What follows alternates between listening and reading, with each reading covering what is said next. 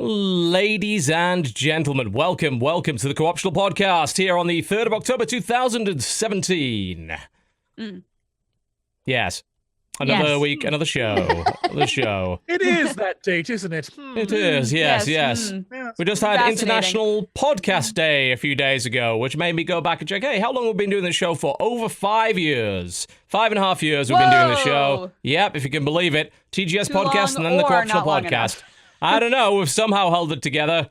That's amazing, What's the frankly. average length of a podcast, like? I don't know. Oh my God, so many people that, right? start podcasts now, right? But I don't think that they normally last super long. No, not hundreds of episodes. It's always fascinating to think about when podcasting actually began. A lot of people confuse it for like 2008, 2009, when really it started like in the early 2000s. It did. The first thing, we used to podcast on WoW Radio in 2005, and obviously we didn't have iTunes then, but we had RSS feeds, and we had archives of all of our shows that we just hosted on our site. You could download the MP3. So that's how we did podcasting back in the day.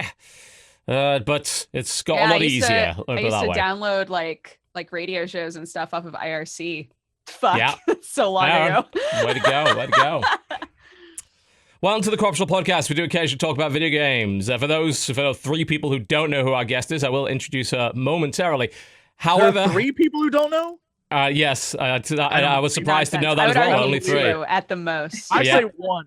Yeah, so she hosts and There's maybe half hosts of the everything. In chat that I have no idea. I don't believe that for a second. Disagree. Yeah, don't believe that for a second. However, before that, unfortunately, as many of you are aware, there was a tragic incident in Las Vegas this week with over 50 people killed and over 500 injured.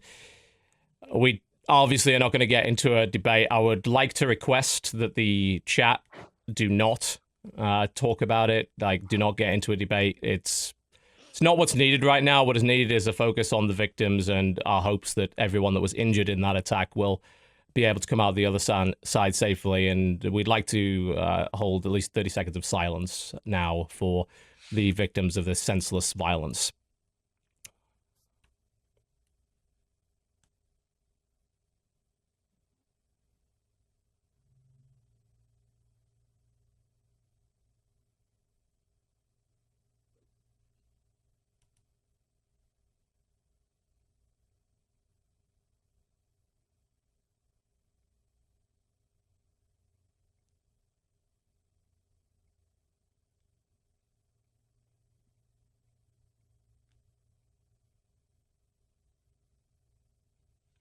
Our thoughts and prayers, of course, go out to those affected by this tragedy. Okay, welcome to the Co-optional Podcast. We do occasionally talk about video games, and certainly in sad weeks, it's kind of our job to make sure that you guys have got something to listen to that might cheer you up just a little bit and make you think, world's a little brighter than it looks right now. Our special guest, who will certainly be brightening up the show, no doubt about that, who has been hosting absolutely everything. You may certainly recently know her from the hosting of Greg Miller's show, Kinda Funny Games Greg's Daily. finally gone, thank God. Can we talk about how much I hate that guy? No, you can't get rid of him. He is absolutely... Finally got rid of him, huh? All right, good. Still there. Absolutely. He's actually hosting the show 5 days a week, so... Indeed. He's a busy one. Heck, I saw him recently, and he brought in a bunch of clones of himself in the background. I think he's gone too far. Frankly, he's lost it. He's got indeed lost the plot there. And Ms. Like one of the scientists from Jurassic Park. He's just gone. Andrea Rene. Too far with science. Indeed. No. Welcome to the show, Andrea Rene. And of course, you were very briefly a part of doing a few things with the Game Station and Polaris. We know you, of course, from GameSpot TV for a while. Anyone that walked into GameSpot over the course of 3 years saw you and heard you an awful lot. What, yes, Jesse? Common confusion. I even said it myself sometimes. Yeah. So I did. I worked with GameStop for almost 3 years. We parted ways earlier this year, and I started my own company, What's Good Games, which has we just celebrated our 20th episode last week. Congratulations. Which is crazy, especially with stacked up against your guys' show, which has been going for 5 years. Oh, don't worry. We'll have a giant dramatic implosion at some point where we hate each other. Jesse, what are you trying to highlight here exactly? We're skateboard twinsies. We have the Well, Witcher. Oh, Oh. you have the Oh. same. We both have the Witcher same sword in board, the okay. background. We totally Huh. do. I had no idea when they gave it to me that there was only like 100 of them ever made. Yeah, Wow. and some of them just got destroyed. So I was like, oh, I'm never losing this shit. I'm gonna have it until I'm like 160 years old. One I'll be half assumes you have robot not. still on that. I'm gonna be on that thing as a robot. You I've haven't never ripped it up actually on used that a yet. sword. I don't think most people would, right? Like, it's a kind of a Yeah. risk of breaking it, and then it's like, oh, well, that sucks. That was a nice piece of memorabilia. It's gone now. Yeah. Not Yeah, ideal. I don't want to mess up the art. There is occasionally good swag that comes in. What's the best piece of swag you've ever gotten from a company at some point? Any horrendous, awful bribery that these companies send us every once in a while? What's the best thing you've had? Oh man. I've gotten quite a few really fun pieces, but I think the best piece is the most useful piece, and it's a power brick from Call of Duty Ghosts. It was Okay. the last Activision pre-E3 event that they ever did, 2011. And the reason it's the best cell phone charger is because the battery is like 3 times the size of anything you can buy now. It's like 7,200, I think, is the battery limit, and most Yeah, of them are between like 2 and 4. Yeah. So that thing just lasts and lasts That's some forever. good stuff. Yeah, it's always nice to get those. We got some like mini chargers and things like that when we were at PAX at one point. I think my son now uses. Property of Yes, Isaac it's time Clarke. to get your attention. Yes. What do you got? What's in the box? How at one point in time, not only is it fine, but also look at this shit. It's the gun. It's his gun, Oh y'all. wow, that's really cool. that's a nice And it's piece. fucking like the battery died, but it would shoot lasers, and you could like turn it Well, and shit. It was sure, great. it wouldn't. This is the Probably wouldn't best shoot It could real actually lasers. murder a person. Wow, you can I- actually sever limb from limb with it. Wow, incredible. Adult Swim sent That's me how a you win me toolbox. over. That's cool. Hey, useful things are good. I also did just Right? recently get this guy who is Oh, what a sweet boy. Indeed. he's so cute. Yeah. Had the 10th Just don't go anniversary near this his year. little sister. He may not be particularly pleasant if you happen to do that. I haven't got much good swag, honestly. I think most because we shut down our PO box because we wanted devs to kind of stop trying to bribe us with that stuff. After we got a very expensive bottle of wine at one point. I think from was the Awesome Naughts devs. Admittedly, I have worked with them on the voice acting before. It's like, you know what? This is getting a little out of hand. Let's maybe I cut drank down that on wine. this. It was delicious. I'm sure you did. I'm sure you Shout did. out to my voice being in that game. Awesome Nuts. Go buy it. I will say, though, I did get from the president of Stardock, he is a beekeeper, and he sent me his homemade honey. So What? there's That's a thing. awesome. That's good. Yep. All right, that's pretty good. It's pretty Yo, good, yeah. I was That's happy with that. personal, you know? Yeah. Whereas I remember but getting the if Prey it's hot box. sauce, I'd be like, best game. 10 out of 10. 10 out of Me 10. and me, Jesse, we both got the Prey box. It was literally toilet paper and a mug. And I was so thrilled about that. I was like, Prey banana, I'm in. This is the best Yeah. game. Yeah. To be Oh, fair, I'd I- rather have that with something that's clearly like of no value and can't be used to influence opinion than something that's like, here, have this really expensive thing and don't forget that 9 out of 10. You know. Oh, I 10 think out of that 10. it's- A little bump. I think it's kind of hilarious that after a couple of years now of being like, yeah, I think Duck Game is garbage, they sent me that fucking button that quacks. Oh, the I was like, oh God yes. Fucking damn it. Why don't you like Duck Game I of all love things? Duck Game. What Duck is your Game's- fun. secret with I Duck don't Game? think that game is fun at You all. really? Look, I love it. I have unpopular opinions sometimes, and I'm okay Okay. with it. I don't I mean, think Duck Game is very fun. It's good. I like a bit of disagreement on the show. I just want to know, why don't you like Duck Game? I Because just it's not don't. Towerfall. You Towerfall sellout. Because Ah, it's that's not why it is. Towerfall. Yeah. Every game that isn't Towerfall is garbage. Right. He Vote says me. that every day. Point, He should know- Towerfall is like one of the best like indie games I've played. I mean, do you even It call is that good. an indie game anymore? It's I mean, excellent. I think you would. Yeah. It's Yeah. like, they definitely, they made it themselves. They don't think they had a publisher. That's still not on Switch yet, is it? Have they announced any plans to put that thing on Switch? Not that I know of. I still just think it's such a tragedy that it never got online play. Because Yeah. That was a I think mistake. it would have done so well with online play. That Yeah. game is so fun, but like you can only play it so much by yourself. I've tested the limits. Yeah. Yeah. Uh, It's Speaking of Switch and like indie games and stuff, I was just having a conversation with the dev the other day. Apparently, there's like a Unity issue or something going on where really. like it's preventing some games from launching on a Switch yet. I don't Hmm. know. Oh. That's just what I was told. I was like, I mean, I heard there was was it Overcooked launched and it ran like absolute crap, and I'm pretty sure that's a Unity engine game as well. I wonder if that's why. That would be a big problem, because as we've said, I think many times before, even when the Switch was first announced, I think it was probably Towerfall was like one of the first things I brought up. It's like, oh, a thing I can bring to a convention and just set up and play like these local games and not have to worry about, bringing a console or a laptop around. That sounds excellent. That sounds like something I would buy. And we saw that, there was a bunch of people that brought them to CoxCon, Jesse, and we're just like playing games with each other in the line and everything. It's like, wow, we ragged on that initial ad. You remember when people were bringing it to parties? You remember the initial ad from like, that's dumb. And it turns out we all ragged on that ad with people on the rooftop. Yeah. And then we became the people. If they'd only presented that in a less kind of hipstery way, it's like, no one's bringing it to a rooftop barbecue party. But yeah, bring it to, like, just show it being like brought to a nerdy convention or whatever, or bring it to school or something like that's actually more realistic. And, because that's your audience right there. It's not to maybe it is San Francisco hipsters, but not the kind of people that have rooftop parties, I don't think. Yeah, Andrea, what about the San Francisco hipsters? Yeah. Listen, it's not like we've got any of those here. Technically anymore, and no one goes to the rooftop because it's way too windy and cold here. Indeed, there you go. Absolutely. Wouldn't happen. Yeah, Man. we shit all over that console when it first came out. Like, no one's going to buy this. And now all of us... I was going to say, you did, Jesse. You did, Jesse. I was on board with the concept. I was like, what's the point of this fucking thing? Like, it does everything. It's like the jack of all trades, and it doesn't really do anything great. Here I am. I have it, and I love it. It's the console I play the most right now. So turns out that being jack of all trades is a good thing. Everybody that I know, I play it the least. So that's saying something. Like the fact that everybody around me plays it a ton. Yeah, I don't play it a huge amount, but I like having it there. Like, and every now and again, there'll be an indie game that pops up. It's always a reminder. It's like, hey, a couple of years ago, I played this and enjoyed it. I wouldn't mind, chilling in bed and playing this, or, going downstairs on the couch, have the dogs nearby or whatever, and just chill, being able to do that. And actually, I think as people that do this for a living, getting out of the office and getting away from the computer and the editing and the studio is a good thing. And Switch lets you do that.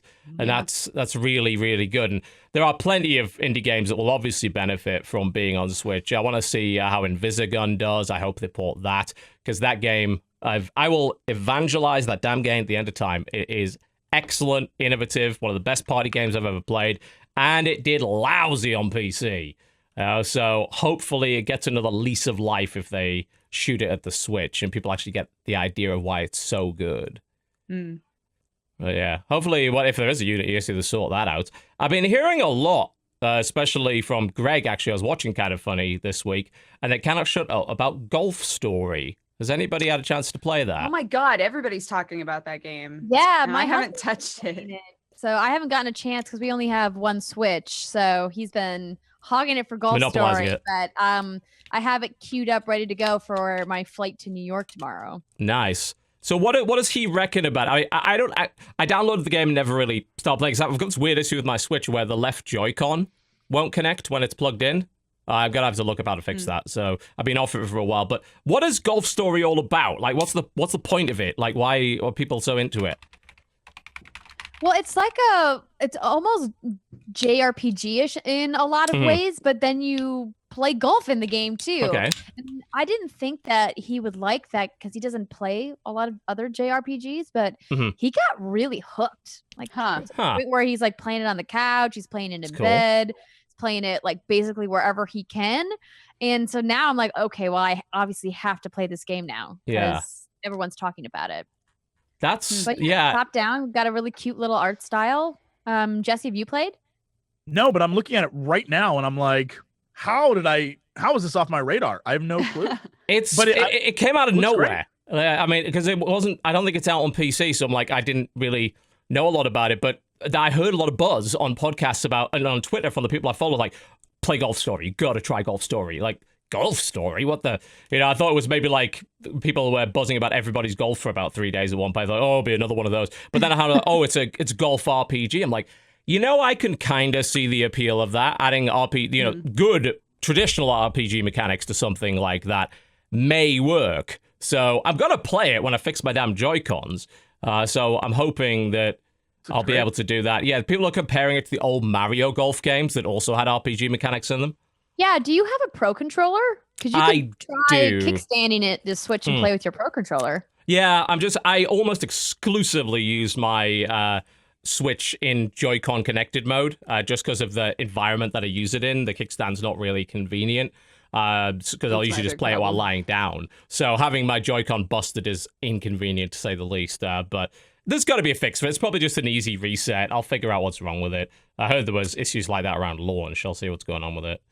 Yeah, I've heard from some people that there's like a little piece of felt or something that you can put on it, because what's happening is that it's loose in the connection. Oh, so that would make sense, because it is working when it's disconnected. So that may be why. That could have something to do with it. So I'll have a look into it. There's got to be a way. I'll bring up the trailer for Golf Story on the screen right now. You know, it definitely looks like a very JRPG-like game, and that's intriguing to me. Also, there's a spooky ghost in it, and there's like a graveyard, and this is obviously a little bit crazier than I thought it was initially. This looks so cute. Yeah, I said, a lot of people, everyone who's played it that I've heard from is like, you gotta try this. Like, it sounds boring. And you've got a little pompadour in it. I'm in. Oh, but it's totally not. Sold. I mean, I think there's character customization and things like that. I want the pompadour. Yeah, why would you ever need anything else? An alligator just ate his ball. Hairstyle. Crazy. Is it a JRPG?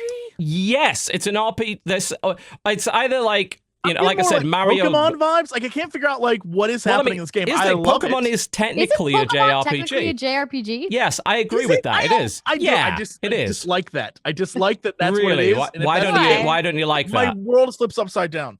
Okay. All right. You know, I need. What are the elements that constitute a JRPG for you? Here for me, I need Pikachu with spiky hair. I need Squirtle next to him, but like in a tank top, and then I need a white mage wearing Charizard, all lined up next to each other, fighting a giant Snorlax with an eye in its belly and lasers and shit, and that's a JRPG. So you're very traditional. I was gonna say, so like you, without a class system, it doesn't feel like a JRPG to you. Is that what you're saying? Look, I don't know what I say half the time I say it. You guys I'm trying to pick apart what you're saying. Yeah, I'm just trying to find out what you define stop doing that. You have to, as a JRPG. You know what? Don't ask questions. You won't get stupid answers. That's all I'm saying. I'll definitely side with the opinion that Pokemon is a JRPG. You know, you have classes essentially. Every Pokemon is essentially the same class. You know, you've got leveling up. You have turn-based battle system.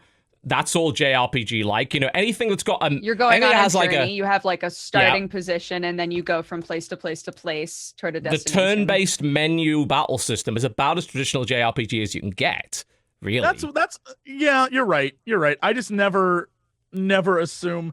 I like see Pokemon as its own genre, which is not the case. I understand that, but I'm always like, oh, that's Pokemon. You're capturing monsters and like grinding their levels. Yeah. I don't think there's enough games in that specific subgenre to really qualify it as anything, because no one really tried to compete with it. Can't blame him, honestly. My brain just died. The game where you play as a little boy. Ni no Kuni. Ni no Kuni. God, you're amazing. Wow. Look, I do this for a living. Like, what the fuck? Yeah, he plays a little boy in so many RPGs, and he just knew. It's because that game has monster collecting in it, so I knew exactly where I was going with that as soon as you said it. I see. Is a game that when I played it, I had a very like, what is this game vibe? Because it's definitely an RPG, it's definitely a JRPG, but it's also you're like playing Pokemon. You capture monsters, yes. And so the entire time I was like, what am I playing right now? I don't even know, man. And so yeah, it's because I think I have that opinion that just like Pokemon's its own thing. And so I just like push it off to the side. Just like for some reason Mario is clearly a platformer. I see Mario as Mario. Mario is Mario. Now, that's a very strange opinion, because like there are definitely a lot of games that are like Mario. Like, you know, does Mario do anything that's suitably different enough to constitute it being its own subgenre? What do you reckon?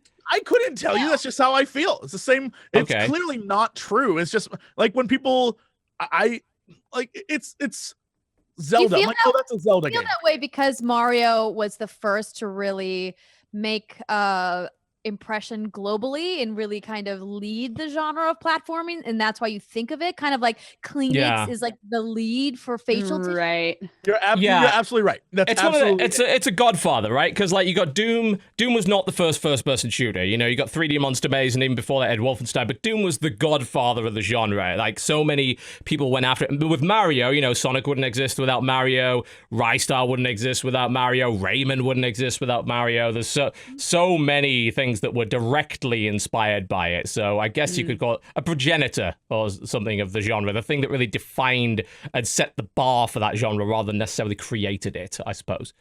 That's what the way to look at it. Absolutely 100% right. That's what. All right, we'll go with that. It's the Kleenex thing where it's like in some families people don't say tissue. They're like, let me give you Kleenex, even though it's like the store brand. It doesn't matter. It's a Kleenex, right? Oh, yeah. That's my family in Oregon 100%. Mm-hmm. It's like you get Band-Aids, you have Kleenex. Well, there was actually, I don't know if you saw this, but it was Velcro recently made this weird song and dance video claiming, like, people claim they were lawyers, obviously the actors, about the concept of trademark genericide, which is where your trademark becomes so commonly used to associate with a brand that you actually lose the trademark. Like, as, you know, Xerox for a while, you know, Xeroxing something, Googling something, and, you know, you've got to some extent go and try and protect that. So they put out this comedy YouTube video of them explaining genericide in a big song and dance musical, which I thought was extremely entertaining. Don't call it Velcro anymore. Basically, yes. Yeah. And interesting, what they did was, like, they took a bunch of other examples and then bleeped out whatever the other thing was. So it was like, you can't call it beep, call it hook and elasticity thingy and all that stuff. It's very funny. You should definitely take it, have a look at it. But, you know, the whole point was to try and prevent that genericide, you know, because you've got to be shown to actively try to prevent it, you know. If you lose that trademark, it can be a bit of a pain. But it was just a really good way to do it, because a lot of people be highly aggressive. Nintendo had a campaign, I think it was back in the 80s or 90s, where they put out a literal ad that says, don't call it Nintendo, which was because all parents were starting to refer to all game systems as a Nintendo. So they were at real risk of losing their trademark, which is bad. You know, if you're in the South and every soda is a Coke. Everything's a Coke, yeah. Yeah. Small region of the world that does that, though. It's true. It's still funny, though. Yeah. What's interesting I want an orange Coke. They put out a video trying to be like, don't, you know, normalize. It was like, why? What am I going to gain for you owning your trademark? What do I think it's, I mean, it's no one's gonna care, but I mean, one, it's a nice little piece of like viral marketing for Velcro. And secondly, if this does go to court, they will be able to show, look, we did make the effort. So maybe they keep, they have to be shown to have tried. Can you imagine the courtroom? Having to present that video. It's going to be hilarious. Like, don't use Velcro. Yeah. They're all like, Yes. And you've got to be honest, right? It's one of the better ways to do it, because, you know, you saw when Bethesda and ZeniMax went after the Scrolls card game because they were making a card game and had Elder Scrolls. You know, that was a very aggressive way to do it that obviously made them very unpopular. This is like a harmless way to protect your trademark that doesn't involve aggressively going after other companies. So I think, like, good on Velcro for that, you know? They're being reasonable about things. I love that we exist in a day and age where TotalBiscuit can say, good on Velcro. Good on Velcro. Yeah. It's just nice to see a company not being a dick for a change, you know? It's nice. It's kind of a bit worrying that we have to point that out, because apparently it doesn't happen that much. So silly. Yeah. Good on Velcro. Yeah, well, speak of being dicks later on in the show, when we talk about Nintendo preventing its partners from doing YouTube live streaming, we'll get onto that in the news segment. Oh my God, I forgot about that. Oh yeah, plenty going. But I'd love to hear, of course, more about what we've been playing this week, because so far we have not had the Cuphead discussion. Andrea, I was going to say, basically all I'm going to be able to talk about is Cuphead. So. Yeah, everyone here has one of the rare occurrences where all four people in the room, including me, which is surprising because I hate this genre, have played Cuphead. Andrea, you came in right here saying, I'm going to talk mostly about Cuphead. Is that okay? I'm like, yep. That'll be fine. So why don't you kick us off on the Cuphead discussion? Let's do that. This will probably take up the rest of this segment. Let's go. Cuphead. I have been so incredibly conflicted about this game in a way that I haven't been about a game in a very long time. Because I, like most of us out there, was very much looking forward to this for multiple years. I love the animation. I love the art style. I love the original composition. I love the idea that it's this small team that has put so much passion into this project and that it really showcases how much work has gone into this game. But man, oh man, do I hate how unnecessarily difficult it is. And more importantly, how sad it is that so many people are not going to get to see so much of that hard work because they've barred it behind this stupid level of difficulty.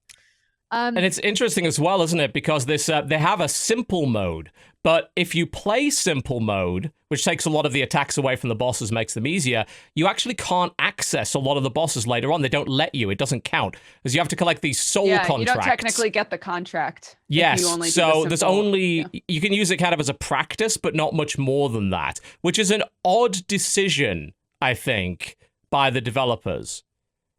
Yes, I thought that it was really useful.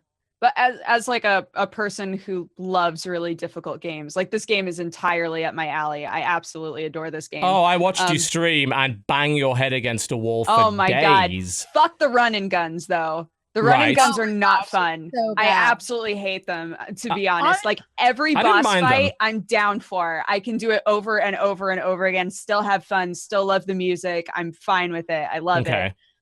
They feel like tough but fair, all of them to me. But the run and guns, hate them. They feel really unnecessary. I really dislike them. Well, I think that's a response to the fact that when the game first came out, everyone was like, man, these boss fights are awesome. I can't wait to see the rest of the game. And then they said, well, actually, that was supposed to be the entire game. What do you mean? Yeah, I think that's what it is because there's no think about it. That's 100% what it is. We know they admitted it. Like, you know, when we first saw it, because of that feedback, that's why the run and guns were put in. And I wonder if the game did suffer as a result. I personally think that the run and guns break up like a very boss heavy game quite nicely and give you a little bit of a break, but they're definitely not great. Like they're obviously an afterthought. They feel like an afterthought for sure. Yeah. I think like what it comes down to is that some of the mechanics just aren't tuned quite fine enough for it to make sense to do that, to add those in. So for example, when I played Ori and the Blind Forest, another insanely difficult platformer, beautiful art, beautiful music, I felt like I was frustrated, but it wasn't because the game was failing me. It was because I was failing the game. Right. There were points in Cuphead where I was like, no, like the pixel perfect, like parries that you're requiring me to do just cannot be executed, from the standpoint of me looking at where the hitbox is and being able to time it up. It's because the hitbox is within the center of the character model and I can't see the edges of where the pixels are.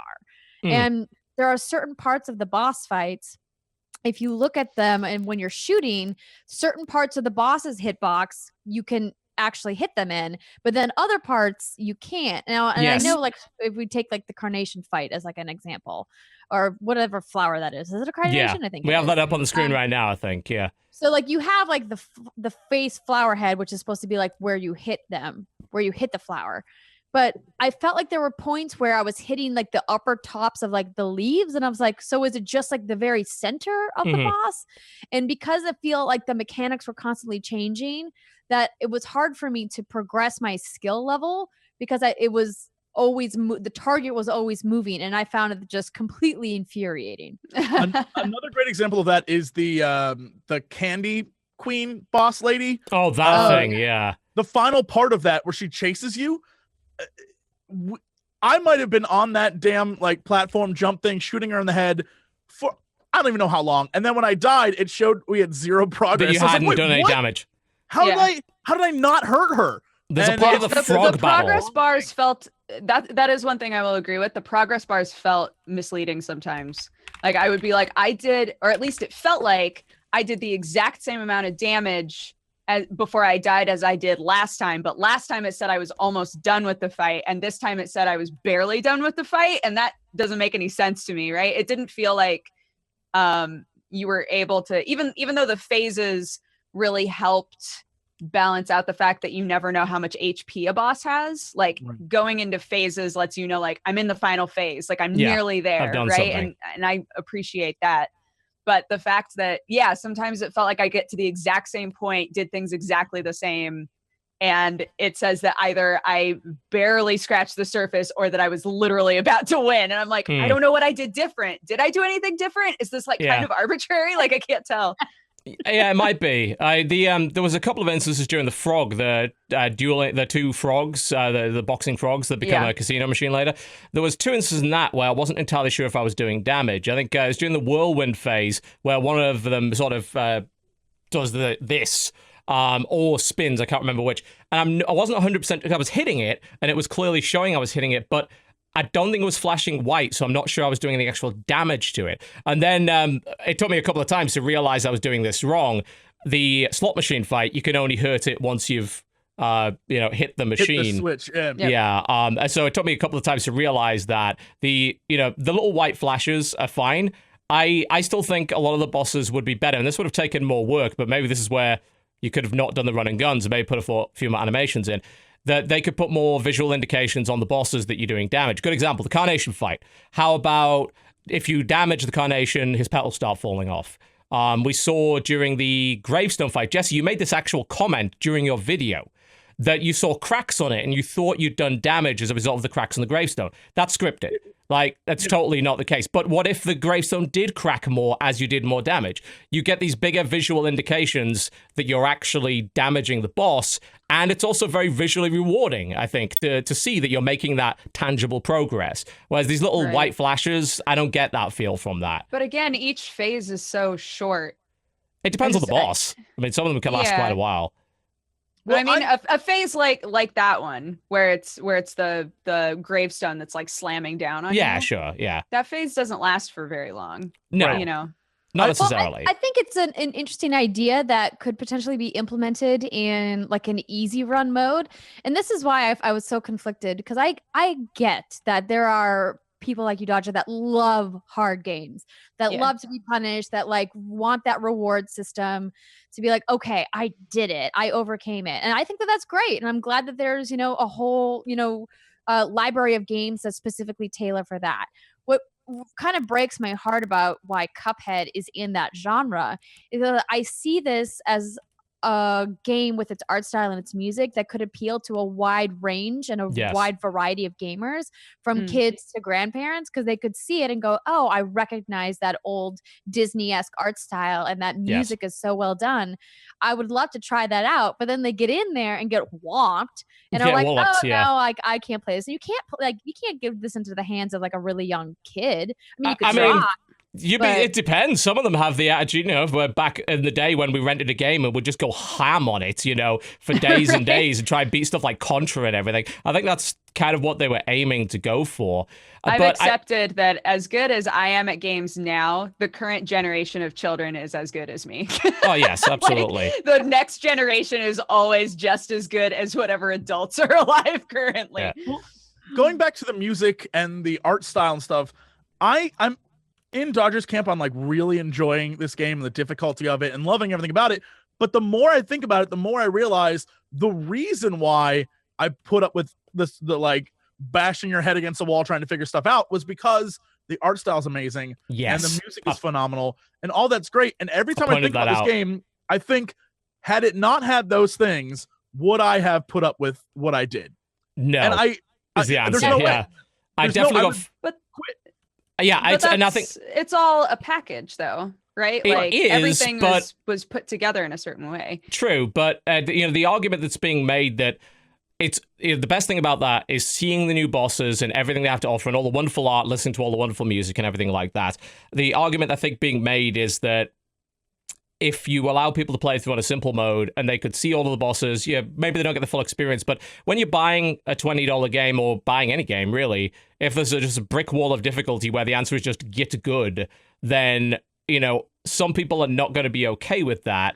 They would really like to see what's later on. And if it was a multiplayer game, I can accept the whole get good attitude. But in a single player game, I would generally advocate for multiple difficulty levels. just as a consumer-friendly thing. Since they have the simple modes, I feel like turning that into an actual easier way to play the game would be fairly straightforward. Yes, if they had enough feedback saying like, hey, can you make it so that if we complete the simple one, like, or that we have the option to say like, I want to just do the simple fights. Yeah, and maybe back to the discussion we've always had about Dark Souls, which is like, what does it hurt to include in easy mode? Yes. Like, sure, people are going to be like, oh, you're ruining the game. But like at the end of the day, you can still play your hard mode and it'll be fine. And this is my point exactly. There's like an expert mode after you. If it doesn't affect other people. No, that's okay. And I think that's the tough part about this discussion is that, I was streaming this game with, the What's Good girls last week, and there was, people in the chat being like, oh, I had no problem with this game. And I was like, cool, bro. That's awesome. That's great, but that doesn't help me, does it? You found it really easy, but not everybody has the same Twitch skills that you do. And they don't have the same skill set. I'll probably whomp your ass in StarCraft or XCOM, but I'll get my ass kicked in this game, because everyone has a different skill set. And when it comes to a single-player game, we had this discussion, remember, when there was a little bit of a controversy about the Mario steering assist. I'm like, well, one, if you lose to someone using steering assist in multiplayer, you need to get good anyway. And secondly, it's so beneficial because it allowed so many different people, like people with depth perception problems, like my wife, for instance, to play and enjoy that game. Kids, people with disabilities, much older people that haven't played games in like 30 years, to come together and play a game together. And with a single-player game, you can have rewards for beating on the hardest difficulty. Maybe, have a different ending. Maybe have some bonus boss fights and stuff you can get. But I would have no problem with them letting you play the whole game on simple mode. I think that would be great. But, I will point out what Jesse said, is that the motivation to keep going has got a lot to do with how awesome the aesthetic of the game is and how really cool the bosses are. I was motivated to keep playing a game that I didn't like. I don't like boss rush games. I don't like 2D platformers. Simple as that. And that game is both. But I was motivated to keep going further than I otherwise probably would have to see these awesome bosses. Otherwise, I'm going to end up watching it on stream. I'd much rather play the thing. And if it is a single-player game, it's not affecting anybody, sure, turn achievements off or whatever on a simple mode, let people play that. It's not really an issue. And it's like the way they do the art style and how they do everything is genius, because it does give you that, like, I want to see what happens next vibe, even though it's difficult. Going to the B level, right? Where like the first you got like the cop bee and then all the like worker bees sort of set, and then the queen bee comes down and she's like casting magic for some reason. You're like, what is happening? And then she turns into a plane because fuck it. And it's like, sure, why not? What? And it's that kind of vibe where I'm like, I love this game. It's so silly. But had it not been as silly and crazy and sort of like early cartoon art style, I don't know that I would like. This reminded me of Fury, a game that I know Dodger loved. Yes. Where for me, I couldn't care less about the art style or the music. People were like, it's amazing. I was like, it is. All right, yeah, but I'm throwing my head against the wall and it's not keeping me here. I had the same issue. Like, I played a few bosses of it, hit a wall, and I'm like, you know what? I've experienced what I want out of this. If I had paid for that game, I might be probably more motivated to keep going because I want to get value out of my experience. But if I'm not enjoying myself, with so many games out right now, I'd rather move on to something that I'd like, I'd rather be playing that. And you're right, Cuphead is obviously motivating a lot more people to play because it is such a unique looking game. That's why Goal Press it did. If it didn't look like that, nobody would care about Cuphead. I'm pretty damn convinced that that is the case. No, you're 100% right. And I think that's why, I made the point that I did. And obviously they're a small team. They spend several years making this game. So I'm fully aware that designing and developing a game is difficult. So what we're asking for is not something like they can like flip a switch and suddenly they have an easy. It's just there. But maybe they can because they already have the simplified. Right? I'm a bit confused about what simplified locks out because I'm seeing that, because you've got to do the contracts, right, in order to progress in the game. If you can't do the contract, how far can you progress just on simplified? Oh, you can't. Bosses. That's it. Oh, is that all I it thought locks you couldn't out? progress to the next world. You can still go to the next world with just simple. Someone in chat saying you can. I don't know how far. I mean, if it's only the last few bosses, then I guess it's not a big deal. But the last two bosses, once you get to the Devil's Casino, which is the final area, The last 2 bosses don't have a simple version. Right. So if they were to implement like an easy or simple difficulty for the game, they would have to make those. Yes, so they would have to, because they mix them all up. Yeah, all the simplified versions have mechanics either simplified or removed from the boss fights to make them easier. But now I'm hearing like it's just the last 2 bosses. I mean, I guess that's not such a big deal. Like, you do get to see like 90% of the game. That's probably okay. I will say from experience, this definitely is one of those games where when you learn stuff, you learn it permanently. This is like it's very old school in that. So Krendor and I when we were playing, the first day we played for 5 hours, and then we were like worn out and just totally fucked up over it. The next day we go back, our save file was like missing all of World 2. So we had to redo all of World 2. Yeah, I heard about that. World 2 took us maybe 3 hours on day 1. We went back and beat it in like 35 minutes. So like once you figure shit out, you do have that like, oh, I know exactly what to do here. There are a few moments where the game just fucks you because the game's like kind of janky like that sometimes. But at the end of the day, once you know what to do, you can kind of like make your way through it. And so I feel like, all right, I understand. But I guess that also has to go back to, I think you said there's an increased difficulty because there has to be. Because at a certain point, there's an expert. Once you beat the game, I think you can go back through and then expert is available. Right. All right, cool. That terrifies me. That's a terrifying idea. I haven't beaten the devil yet. I'm still trying to beat the devil, and that fight is probably my favorite fight in the whole game. Your game against a brick wall there. It sounds like it. Hey, you've got the patience for that. All credit to you for that. I would rather watch you play it than play it myself. Hey, you know, games that force you to fail in order to progress, like that they know going into the level, they're like, listen, you're not gonna get this on your first time. You're gonna have to die and then die again, and then there's a bit of trial and error, definitely. I'm good. I can't think love that shit. Dodger, you could answer this question better than I can because you've played a lot more of it. Do you feel that there's a boss where you feasibly could not beat it the first time because it has too many sort of surprise mechanics for you to be able to, just through pure skill, beat it the first time? Yeah, for sure. There's one boss. There's one boss specifically that almost everyone I talk to is like, "Yo, fuck that guy." Okay.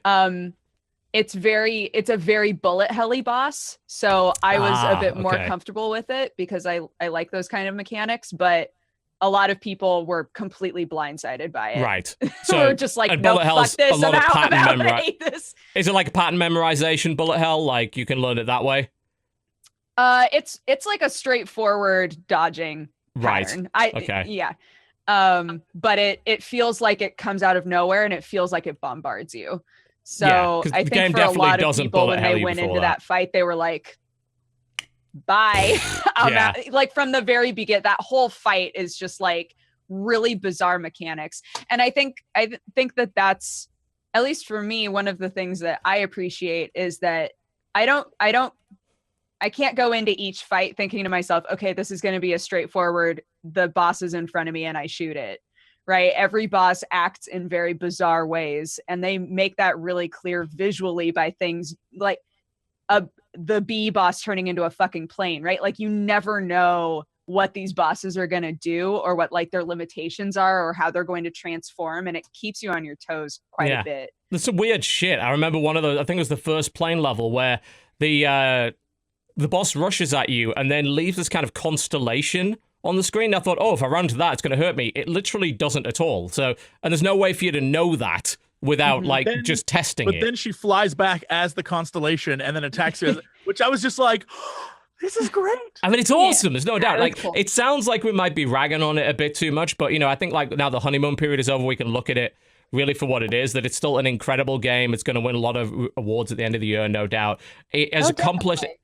They obviously had a goal in mind. They wanted to make a hardcore, difficult boss rush game, Contra style, Gunstar Hero style. Insisting that the whole thing is hand drawn, I think was like really ambitious And yeah, absolutely. The fact that it took so long to make it, and in the end, all of the visuals are really fantastic and exactly what they wanted, is a win. This is why I want to see the end. People in the chat are talking about how this is the way all old arcade games used to be. Yeah, and there's a reason they're old. Bringing up the point that the reason arcade games were this difficult is because they needed to entice you to keep spending your quarters. Exactly. Yeah. Make it easy because then you damn, I beat the level. But that's not the way the games are now. You paid your money up front for the whole game. You don't have to keep feeding quarters to the machine. It doesn't need to be this hard. No, make sure people have options. You know, that's the best way. You can cater to a wider audience that way.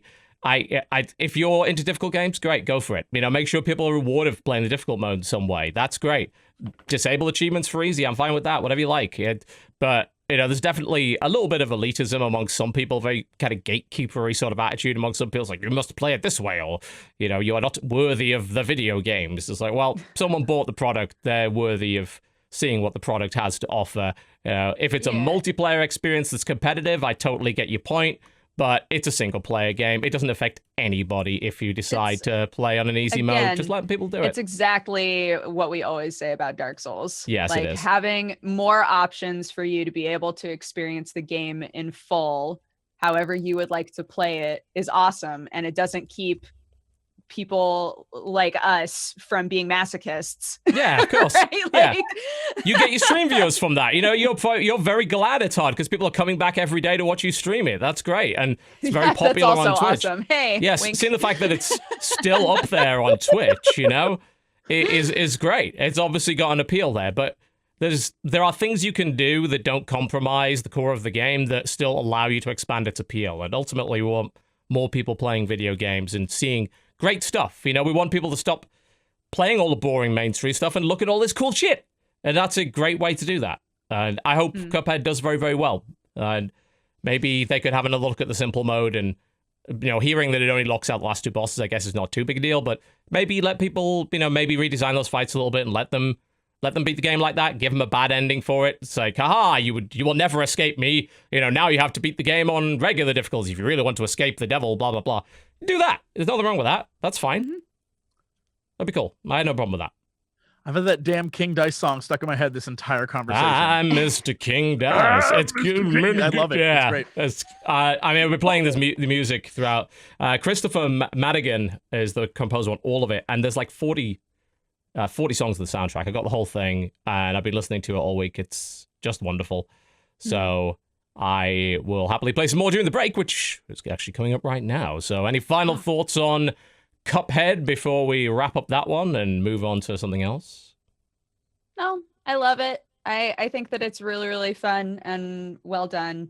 And I would have no problem with them creating like a full-on easy mode somewhere people can experience all their hard work. Yeah, that is the thing, isn't it? Yeah. Let them see everything, you know. Let them enjoy the game on their level, as long as it's not affecting anybody else. That's totally fair. Jesse looking a little bit miserable there. I can't get it out of my head. I'm sitting Mr. King Dice playing, and I'd play it again, but I played it during the intro. You know, actually, it's only 1 minute and a half. I'm going to play it again. All right. You're watching the Questionable Podcast, folks. Going to be back after about 5 or 6 minutes. Got plenty more games to talk about this week. Do not go anywhere. We'll be right back. Ladies and gentlemen, welcome back to the Co-Optional Podcast, the soundtrack from Cuphead being played throughout the show today by Christopher Madigan. Highly recommend you go and check that out. It's currently available with the game as part of a deluxe edition, so it's awesome. There's so many great tracks in there. Absolutely love it. All right, well, we got through the Cuphead discussion. Got a lot to talk about regardless. Plenty more games. Jesse, you seem to have something on the tip of your tongue. Is it a game, or is it something else entirely? A wart of some sort, perhaps? A wart on my tongue? A wart on your tongue? Yeah. That's a different thing. That is, I don't know if that's a wart. I'm aware you've been around partying recently. I'm just saying. I know what you get up to. I don't know if that's a wart, but no, going back to our conversation at the very, very beginning about like weird stuff you get. Yesterday and today, I've been getting weird packages in the mail from the Evil Within people for Evil Within 2. Oh, okay, yeah. The first thing was a black cat with a like Evil Within. It says black cats, the harbingers of bad luck. The next thing that we just got minutes ago was a broken mirror. And it's like Broken Mirror reflects 7 years of bad luck. And I keep opening these. I'm like, I'm gonna. By the time they're just gonna send me a ladder, like walk under this ladder. It'll be a voodoo doll with your face on it, just filled with pins. I just want to point out, I have seen the trailers for Evil Within 2. I have played some Evil Within 2. I don't know what the hell any of this has to do with Evil Within 2. I don't care. I'm in. I'm like, F it. Let's go weird with it. Their marketing succeeded by paying very little. It's on Friday the 13th. This is what the release date. And is it? All right, they're going for that. It all ties together. Spooky. I am fine. I'm fine with it. I love weird stuff like this. This is stuff that I'm like, all right. You're a damn hoarder. Your office is full of swaggy crap. I don't know. Yeah, I don't know what I'm gonna do with this. This cat's obviously Kristen's now, but this mirror, I guess I'll give it to someone in the office. Be like, yeah, look beautiful. I like that we just heard Kristen in the background go, "Hey, ooh, free stuff." He hasn't paid me in 3 months. I get the cat though. I wish that was the case. If I could pay you, great. All right. Okay. Outside of Cuphead, Andrea, anything else you've been playing this week? Well, I know you guys talked about it on the show last week, but last night I finished Another Lost Phone, and I hadn't played that. Second one, yes. Which was interesting because I don't generally play those types of games, kind of like text-based story games, but I found it really, really fascinating. And the puzzle solving was really cleverly done. I don't know how much you want to like rehash everything you already talked about, but feel free to cover it. Go for it. It was good. I would highly recommend it to people who, want something that will take up a couple hours of time. Obviously, you can play it on Steam, but I played it on iOS, so I played it on my phone, which was the best way to do it, right? Oh, I didn't even know it was on iOS. I bet that's actually better. Yeah, so I played it. It's also available on Android as well. But so I played it on my phone on my flight back to San Francisco over the weekend. I was in LA, so I was playing it like I was like looking through text messages, looking through emails, and it does have a different kind of feel when you are playing it on a mobile device, I would imagine, than obviously using mouse and keyboard and clicking through everything. It was tough for me because I kept wanting to go back to my home button on my actual phone, but it would keep pulling me out of the app. And I was like, wait. Oh, trying to like break that habit was something that I had to be actively conscious of. But I like how games now feel more confident exploring, different kinds of themes that maybe were considered taboo a few years ago. Themes about, domestic violence or same-sex relationships or, the kind of ways that people talk to each other in the relationships that, we have as human beings. And I think that this game does that well. And obviously I don't want to, give any plot points away for spoiler reasons, but it goes to a place that I wasn't expecting. And I don't know how I feel about the way that it ends. I kind of left me going, I wonder why they chose that just to like have it end that way. But it was interesting. What did you think about the way that they handled the ending? That's hard without like spoiling it. I liked the ending because I felt like all of the dialogue leading up to the end, and the way that they revealed things and the sort of mannerisms that people had and the way that they talked to each other, I thought that it was all like really believably subtle up until the end. So by the time that the end came, like I understood why they needed like a decision, right? Like an end, right? Yeah, absolutely. Yeah, and I thought it was really interesting how they kept kind of peeling back these layers where you thought you knew what was happening with a specific person, but then you're like, whoa, didn't see that coming. And there was one app within Laura's phone, the Counter it's called. And I was like, what is this thing? And how you don't find out what that is until like the very end of the game. I thought that was cool. Like, oh, that's what that was for. Yeah. Little tidbits like that were, really well done. So good job to, the dev team there. So I was playing that, and I also have been playing a lot of Destiny 2. I kind of have a problem, but I finally hit level 300 with my main. 300, Jesus. That sounds like a lot. I still haven't touched that game, so that sounds insane. Yeah, I don't have context for what that means, but it sounds like a lot. Yeah, so technically the level cap is 20 and your power level is up to, I think, 350 is what you can go to. It's like an item level in WoW, right? That's what I was just about to say. It's kind of like eye levels in an MMO.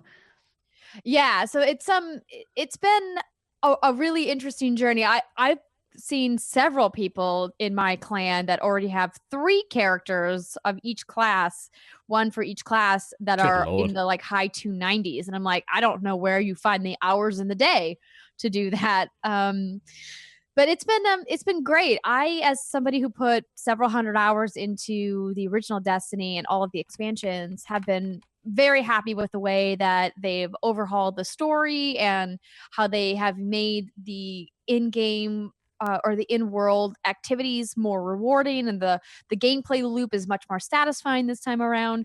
I'm starting to get a little less salty about the shaders and the microtransactions in the game. People do seem to be getting over that at some point, yeah. Yeah, so even though it is a kind of shitty thing to do, considering they took it away when we had it in the first one, and people really love customization like that.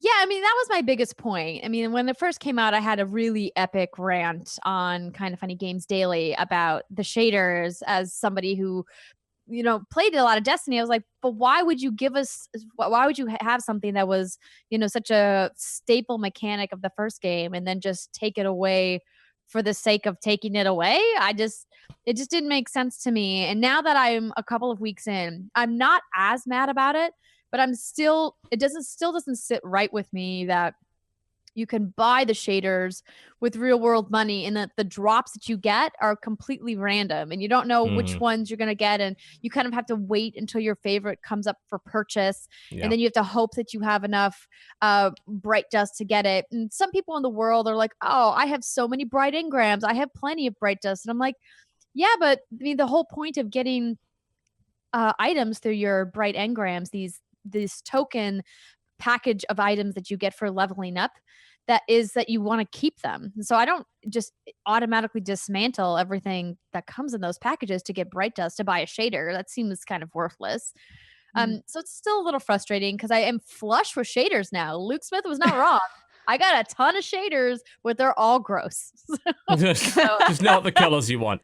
It just really is a case of, you take away something that people obviously enjoyed, and the thing is the devs and the publisher clearly knew that people enjoyed the system, and like, well, how can we make this more annoying? Now, TV. Yes, how can we make this more annoying? And what's kind of bothersome about it is that if you look at a free-to-play game like Warframe, as a free-to-play game, you could understand that they'd be exploited with that, but actually they're far fairer when it comes to the shader stuff than Destiny is, which is a $60 title which is going to have expansion DLC. So it's not a good look. Is it a giant deal? No, but it leaves a sour taste in the mouth when you're looking at a company that does that. Absolutely. And categorically, I don't have a problem with microtransactions. I just have a problem with the RNG nature of which they're implemented in certain games. I want to know what I'm buying. I have no problem. It's becoming a plague. $5, $10 for a skin or a costume that I really want, as long as I know I give you this money, you give me the product, and now we have done a retail exchange.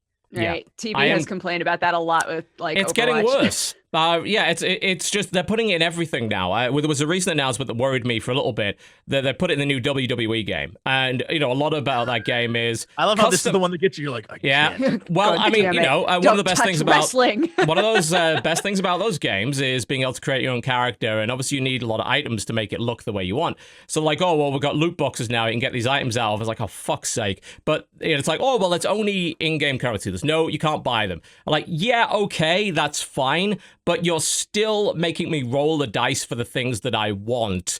I'm like, oh, I want this, and it never comes up. I'm like, that's infuriating at that point.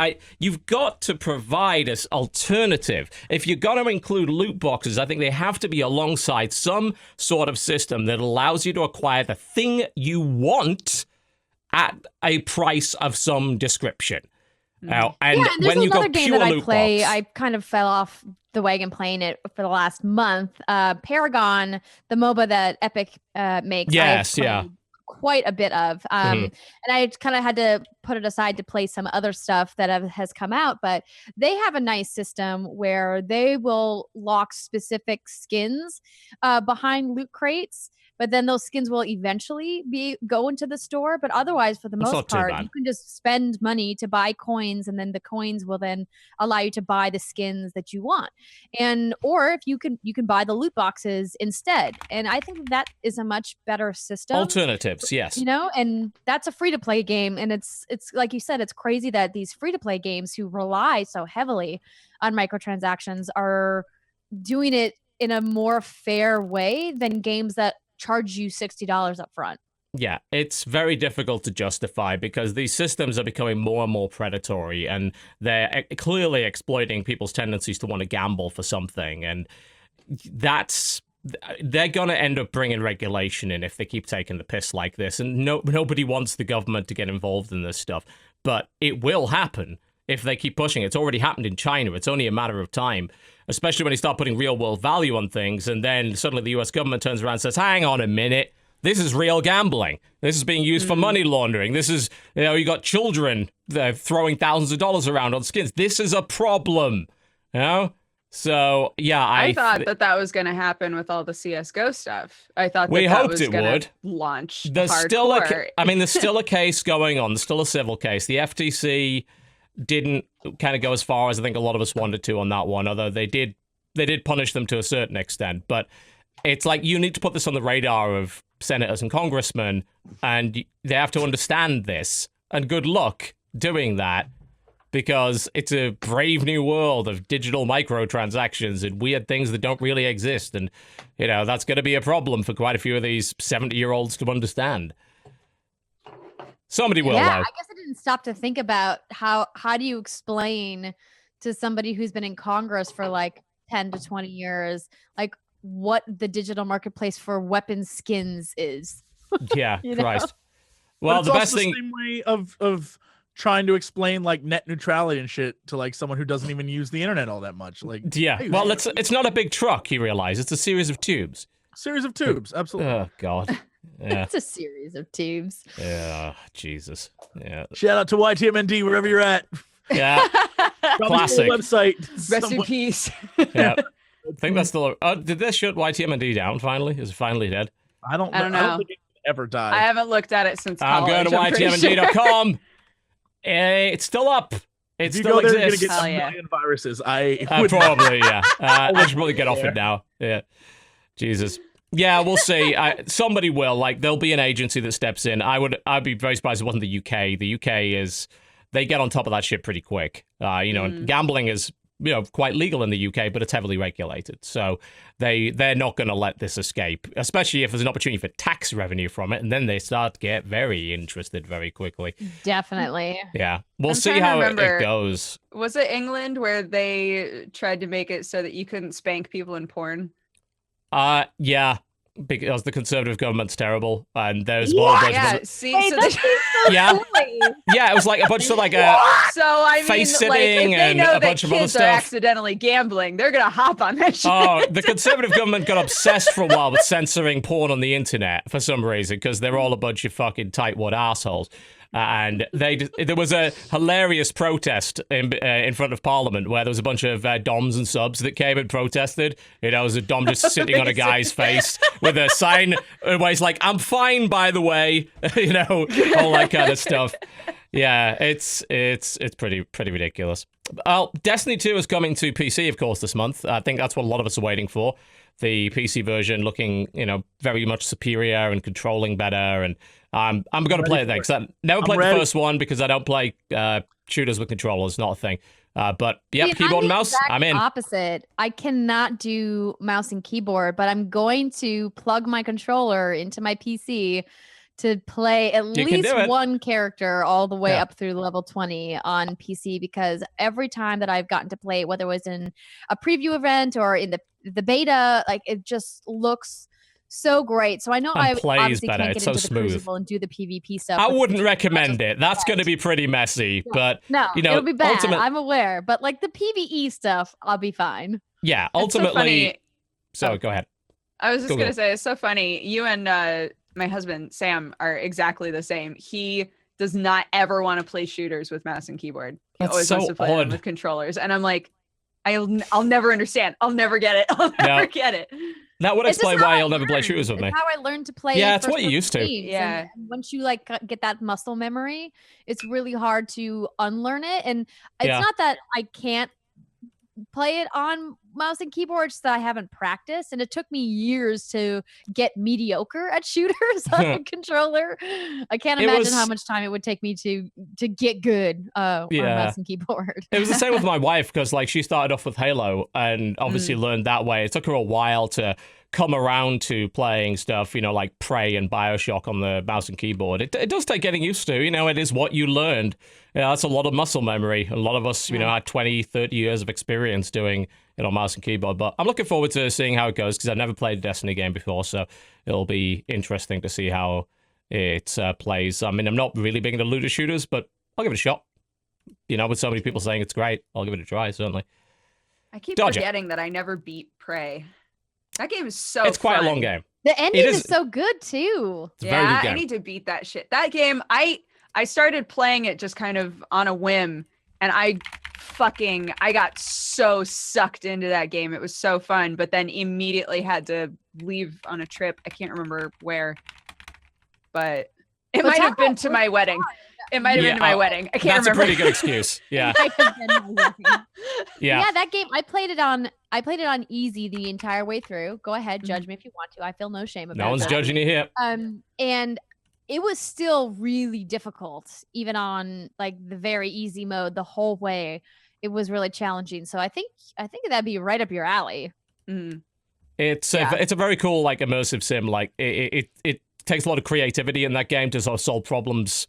Sometimes not with a gun, you know, there are other ways to do it, and there are better ways to do it. And that's what's so cool about it. It's like Deus Ex, you know, finding ways around combat, especially in the older games where you had a lot more freedom than the newer ones, was really like most of the fun of that game. Well, I remember when it first came out, everybody was like, man, this game has a lot of issues. Like, it's got a lot of bugs. And I have yet to run into any. I think it was a lot down that big IGN review. Yeah, IGN had a big save bug, and then there was the infamous thing of them giving 4 out of 10 because of that, and like nobody else had that Jenna, save bug. like, fell through the world, right? Yes, she Jenna did. was playing it and literally just like fell through. Jenna beat the whole thing, spent like a good 30 hours playing. She did definitely encounter some bugs like falling through the world and stuff like that, but she never had that save bug. That corruption bug was fixed like in the review build before it even went out. So I didn't even finish Prey though. It's one of those, oh god, they came out at the wrong time. I was doing other things, games that I need to wrap up at the end of the year. But yes, you were playing what, Dodger? What have you been playing this week? Cuphead. That's it, right? Only Cuphead? I've just been playing Cuphead. Okay, I've just been playing Cuphead. I'm so sorry. I'm not bringing a lot to the table. That's fine. This week. You don't have to do it every week. It's all good. I've been playing a couple of things. I can talk a little bit about Ruiner. That's really good. I got to play that at PAX West, and I have a code for that game, but I haven't installed it yet. But the time that I played with it was really fantastic, and I'm generally not like super drawn to twin stick games like that, but it's really well done. So tell me, what do you think about it? Yeah, I think I'm of the same opinion. You know, I'm not massively into twin sticks, but I was getting a good Hotline Miami vibe from this with a bit of Fury thrown in for good measure. So you end up with some really awesome game mechanics and a lot of choice when it comes to skill. You know, Fury is a very limited game. You get your whole skill set from the very start, and then it's all bosses. This game's got a bit of an overworld to it. It's got this cool town full of weird denizens, one dressed like a cat. There's another one who is not wearing many clothes, but she invites you to a club once you've died 50 times. So some weird faction thing going on. Not really sure what's going on there. I think I've almost died 50 times, so I should be able to find out in a bit. But it's it's a good amount of dungeon running. Like, it almost feels like a little bit of a looter game because there is quite a lot of loot. You pick up weapons like Hotline Miami, so they've got a limited amount of ammo or durability, and once they're gone, they're gone. So you often have to adapt to what's on the floor and just, like, roll with whatever that is. And then, of course, you have a set of powers. The interesting thing about it is you can respec them at any time. You can literally respec them in the middle of a fight, I think, which is very strange. So you've got I set up with shield, which can reflect projectiles and absorb damage. I got a shock grenade, which you can use to temporarily stun people. I found that very effective against bosses. You take the shield down, you shock them, and then you just unload a shotgun as fast as you can into them for max damage. And it's a very dodge-oriented game. Like, you can actually queue up multiple dodges, and when you go for dodge, it hits bullet time. So you've got a bit of time to plan, and you could say, I want to dodge here, then here, then here, to get around this so that I can then charge up my weapon and shoot him in the back before he can react. There's a lot of twitch in the game, obviously, but it does give you some opportunities. If you get shot at initially, it kicks in a little bit of bullet time to give you a little bit of time to react. You kill stuff very quick, but you also die very quick as well. So it's one of those, just like Hotline Miami, you can go on a murder spree and feel really powerful, but simultaneously one guy could slap you down and just bring you back to reality and say, you know what? You're getting a bit cocky there. Let's, pull back on the throttle a little bit. It's got a really cool last... Oh, no, sorry, go ahead. No, go for it. Go for it. Oh, I was going to say, it's got a really interesting kind of lore going on. So you play as this guy who has a mask on, like full covered mask. And the mask is like hacking his brain and trying to tell him that he needs to go murder this person. And that's why he's kind of like on this quest to figure out why he's trying to murder this person. And then you have this woman character who is trying to save you by hacking in and trying to kind of like, I don't know, diffuse what's happening so that you're trying to find your brother. Like, that's the whole thing. Like, they apparently have your brother, and that's why you're being forced to. But she also keeps calling you Puppy for whatever reason. She refers to you as Puppy, which is a bit odd. And she flashes up like in the middle of. It's like if someone had literally hacked your brain. You've got all these things that suddenly flash up. I saw it in some of the footage. That she like popped up and was like that girl. Is that her? Yes, that's her. Yeah, so she kind of looks a little bit like Diva from Overwatch. But yeah, she'll give you encouragement if you do well, and also just shit on you if you don't. It's like, come on, you can do better than that. She'll grade you. I think she's just grading you for fun, honestly. But the world, as you said, is a bit weird. It's like a cyberpunk world. I think it's called Heaven, and everything you can do is based on your karma level. So when you do things, in this case, often killing stuff, you raise in karma, so the guys will react differently to you in the town. You get access to areas you wouldn't have before, and you also get access to new skills and stuff as well, so it acts as a leveling system too. And otherwise, it is a boss rush and dungeon crawler game, but the bosses are, oh god, some of them are terrifying. The one I'm about to show you on screen right now, you might have seen a gif of this from Devolver. She's called Mother. She's fucking devastating. It's this robot with a giant laser beam, and you have to dodge and hold your shield up. If you don't, the laser is instant kill. So you've got to mostly have your shield up, but after that, if it runs out and you're not dodging, you are dead. Like, you can reflect the laser, but you just instantly explode. So it's a difficult game. It's definitely challenging, but because you can respec your skills all the time, you can make the game easier by adapting your trained skills to the boss encounter in question. So I could make this fight easier maybe by putting more points in the shield and maybe taking a health boost so that I could last a little longer, or increasing the number of dodges I have, Holy for instance. Shit, she fucks you up. Oh, yeah. Yeah, they're not messing around. She's crazy. Yeah, so I've enjoyed it a lot. I think it's flown under the radar a little bit because obviously another really hard boss rush game comes out in the form of Cuphead, and everyone looks at that. This did come out a week before Cuphead, but it's sort of been ignored a little bit as a result, which is a shame. It's a very enjoyable game. I'm not big into bosses, but a lot of the game isn't bosses. It's killing goons. And the goons are still dangerous, but they're super satisfying to murder in combos. So it's a very nice bit of ultra-violence, and the soundtrack's really good if you like dark cyberpunk kind of stuff. So, yeah. Ruiners, the music is really excellent. It's all original composition. Yeah. Cool. Yeah. Sorry, the city's called Rengok South, and the super mega company is called Heaven, apparently. You're supposed to destroy Heaven or whatever it is. Gotcha. Yeah. Tricky stuff. Tricky stuff, but it's a fun game nonetheless.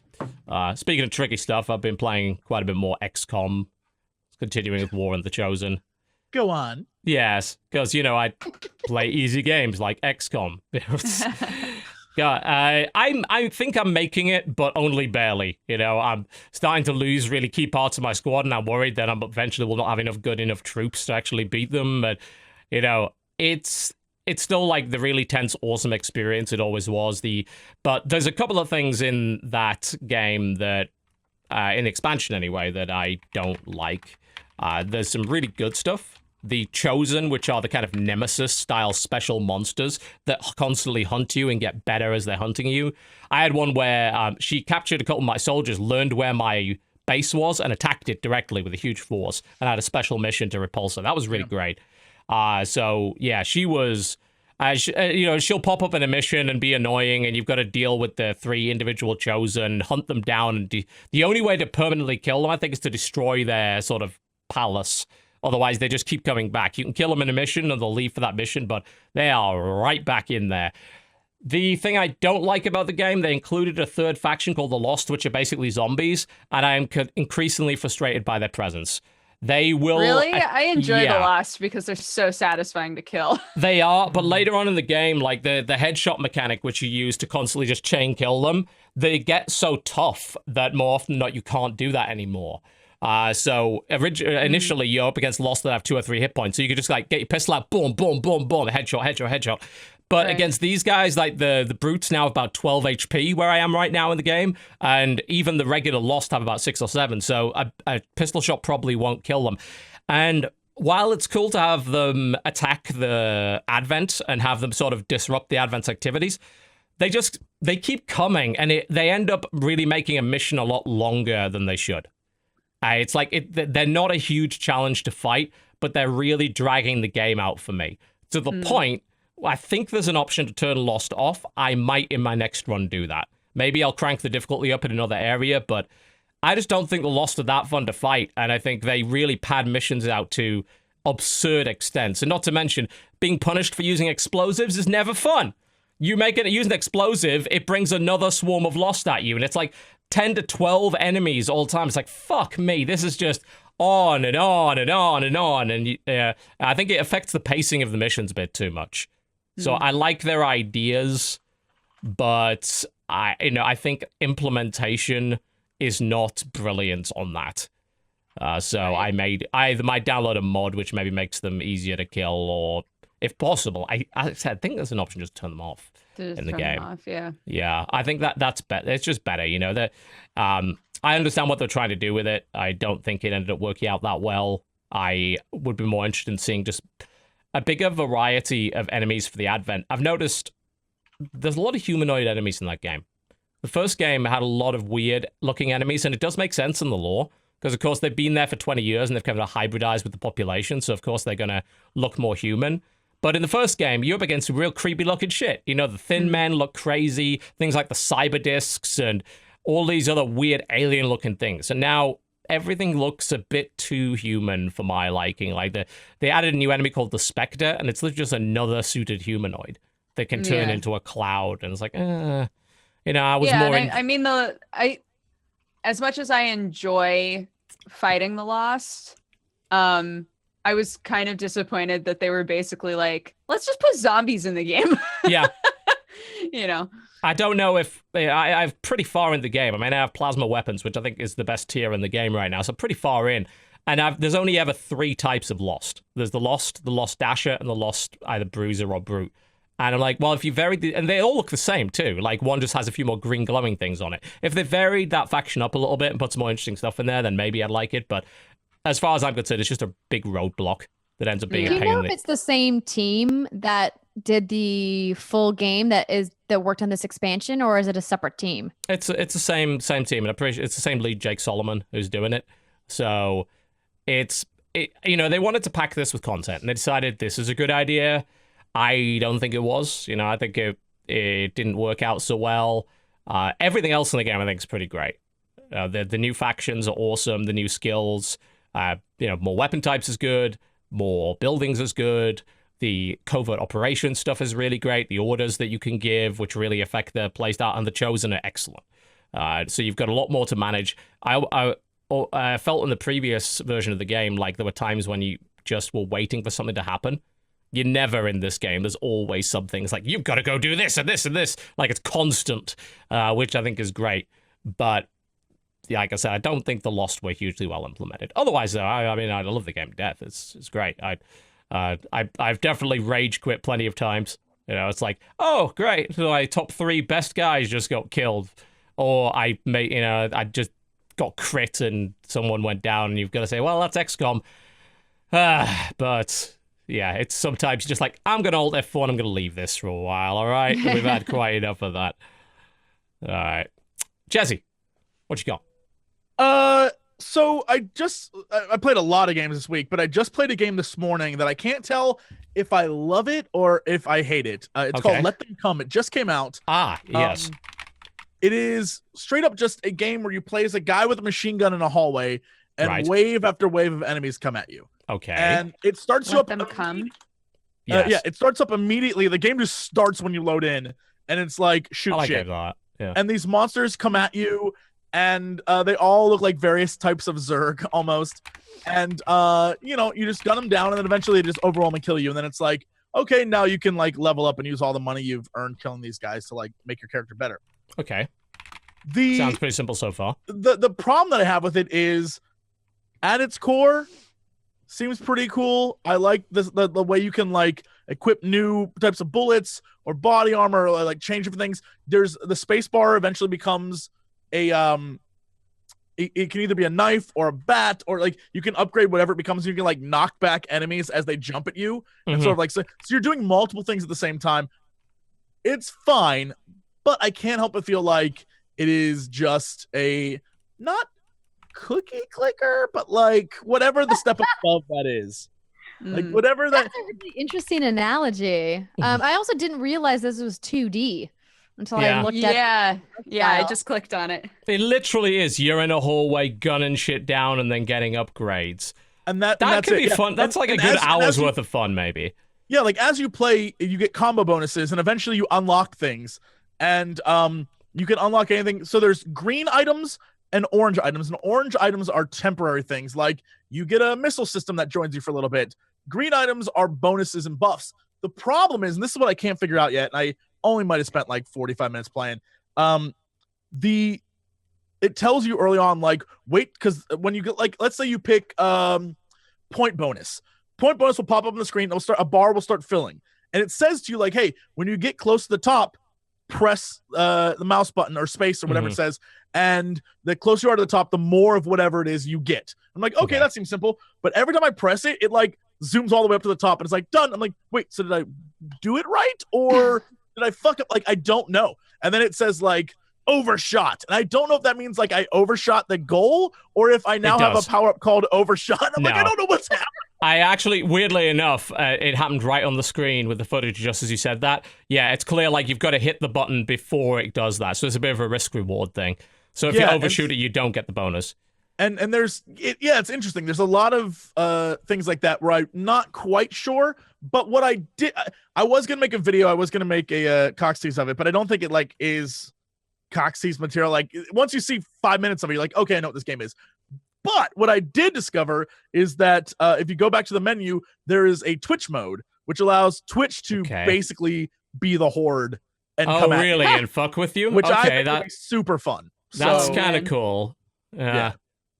So I like that idea. I'm like, okay, so I'll definitely give that a go and stream that. Yeah, do it like a stream for an hour, see if, that is entertaining. I mean, it is only a $4 game. It's not, it's obviously just a, little brainless little time waster, but looks all right. It's my favorite part, even though you can't see it on the screen right now. The head of the guy, it's very Doom-esque, isn't it? Yeah, Doom-esque, where he starts bleeding and stuff. But as the longer you hold down your fire button, his mouth is like, so good. I love that. I think it's little stuff like that I love. It's not it's a pretty interesting game. It was fun to play, but I don't know if it's like going to be a fun to watch kind of thing. I was gonna say, I was looking at the footage. It's kind of hard to watch for me because of the flashes from the gun. Yeah, I don't know that's a great to watch game, but I do think the interactivity and the Twitch functionality is pretty cool. And the people, I'm not sure if it's whatever they send or if it's they become that monster, but it shows each monster has a name of someone in your chat. So, oh, really? Fun. So you get to murder your subs. Yeah. Okay, that's neat. Yeah, I think that's cool. I like. There's definitely a layer that I was not. So there is no duck mechanic, and the very first boss I encountered he shoots a giant wave at you, and it just hits you, and I have no idea how to defend against that. He just kept killing me over and over again. I was like, I don't know what to press to get out of that. Maybe there's like a weak point that can cancel it before it hits you or something. So I switched up to like shock bullets, thinking I could shock him, and all it did was like make him like electric. I got a riot shield. I was like, oh, that will work. But then I realized the riot shield only works against small projectiles, and I was like, I have no clue. So I tried hard, but I couldn't. I got so far, but it's obviously harder than Cuphead. Obviously. Yeah.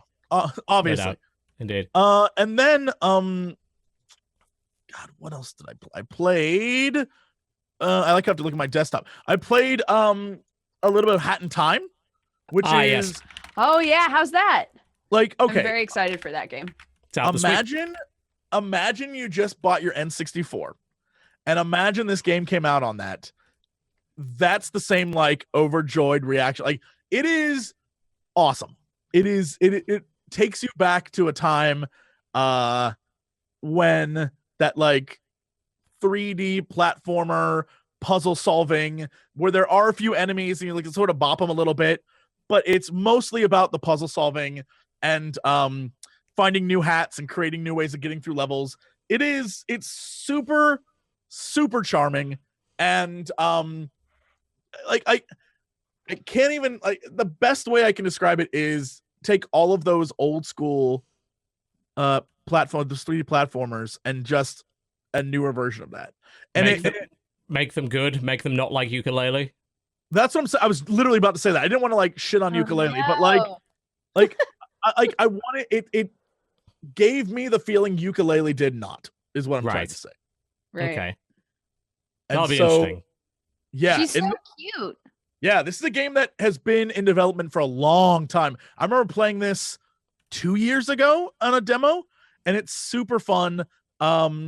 They've added voice acting, and they've really tightened up all the mechanics, and it's just a great time. It's really, truly a genuinely fun game. So I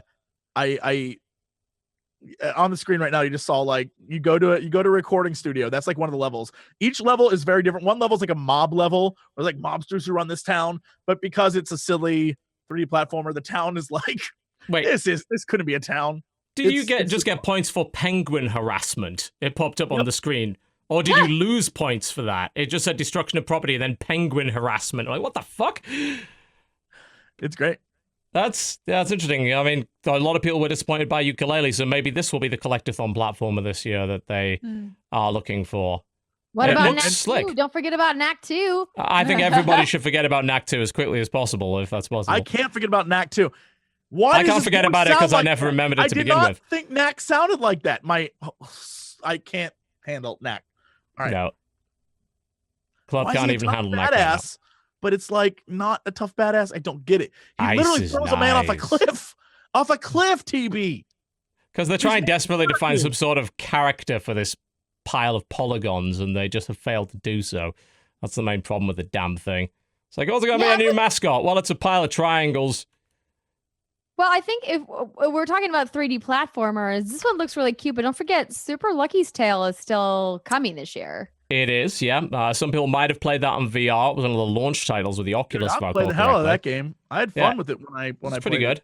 Yeah, I mean, I didn't really dig it on VR because it was like, well, this doesn't really help. You know, being on VR isn't really. Sick. Like the high jumps from like the top platforms to the lower ones. Like I got nauseous instantly. I had to take the headset off, walk away. Yeah, it was not well designed for that. But as a regular platformer, it would probably work quite well, I would think. So we'll see how that goes. Talk Hob. Let us talk Hob. Yeah. Yes. How's Hob? The shit. It is so good. You play as I'm gonna say it's a hobgoblin, right? I don't know what you're supposed to be. My theory is that Hob you basically play as this little guy and then a robot. And the robot helps you in some way that I'm not going to spoil. Mm-hmm. And my theory is Hob, because it's so Zelda-like. Hob is the name of the robot, because like Zelda, you play as this game's Link. That's my theory. I'm sticking to it. But it is a phenomenal game where you like imagine all the fun like Zelda-y shit that Zelda is known for with puzzle solving and moving stuff around the world and accessing new abilities that then allow you to do new things around the world. You have a giant robot gauntlet arm that you can use to change the level. You can like mash certain things where shit will just move, or you can press into the ground and like things will raise and lower. There are all these different enemies and boss fights, so the arm becomes a shield, and you have a sword that you can use. It's like legit a fantastic Zelda-like game. It is. It's beautiful. It is. The story so far is really, really good. I can't stress enough that people should just check this out because I know a lot of people. A lot of people love new Zelda. They love Breath of the Wild, but everyone was like, it feels too open worldy and not like Zelda. Mm-hmm. This is the Zelda.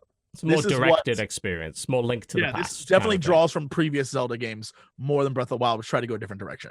Yes. And so it's really, really fun to check out. There's so basically you have your sword, which then you can upgrade by collecting sword shards. There's a bunch of like dead versions of you like around the world, but they're not you. It's just people who look very similar to you, and they all have sword shards that you can find. There is stuff you can use to upgrade your gauntlet. There are outfits that you can find that then change very much Zelda-y. You can it changes sort of what your skill set, not skill set, your various like the green outfit makes you faster, but it lowers your hit points, like that kind of stuff. And so it just takes all those Zelda vibe goodnesses and like puts it in this game. And if that's your jam, check it out. It's fun. You can cut grass. I'm in. You can, absolutely. The first thing I noticed was like, you can cut the grass. That's all I need for a game like this. Yeah. Can't have a Zelda-like game without that. The thing I really loved about Hob is that the whole world almost feels like it's one giant machine, because it actually kind of is. So what you do in the world has a very tangible effect on it. You will see everything moving and reshaping as you continue to progress through it. That was really satisfying to me, and it also helped give a very visual indicator of what I was supposed to do next. There's some nice little subtle cues, like there's a little bird that will occasionally hang around the thing you're supposed to jump on. So you'll get a bit of an indicator as to where you're going. Of course, the robot will occasionally lead you to places. So in games like this, I often get lost because I have the sense of direction of a 2-year-old. But in this case, I had a lot more fun with it simply because they put a lot of effort into making sure you didn't get lost, and the solving of the puzzles wasn't too crazy or anything. Punch that gate. There we go. Yeah, the different power-ups and stuff that you can do are great. The way you can level up your gauntlet and use it to change the world is super cool.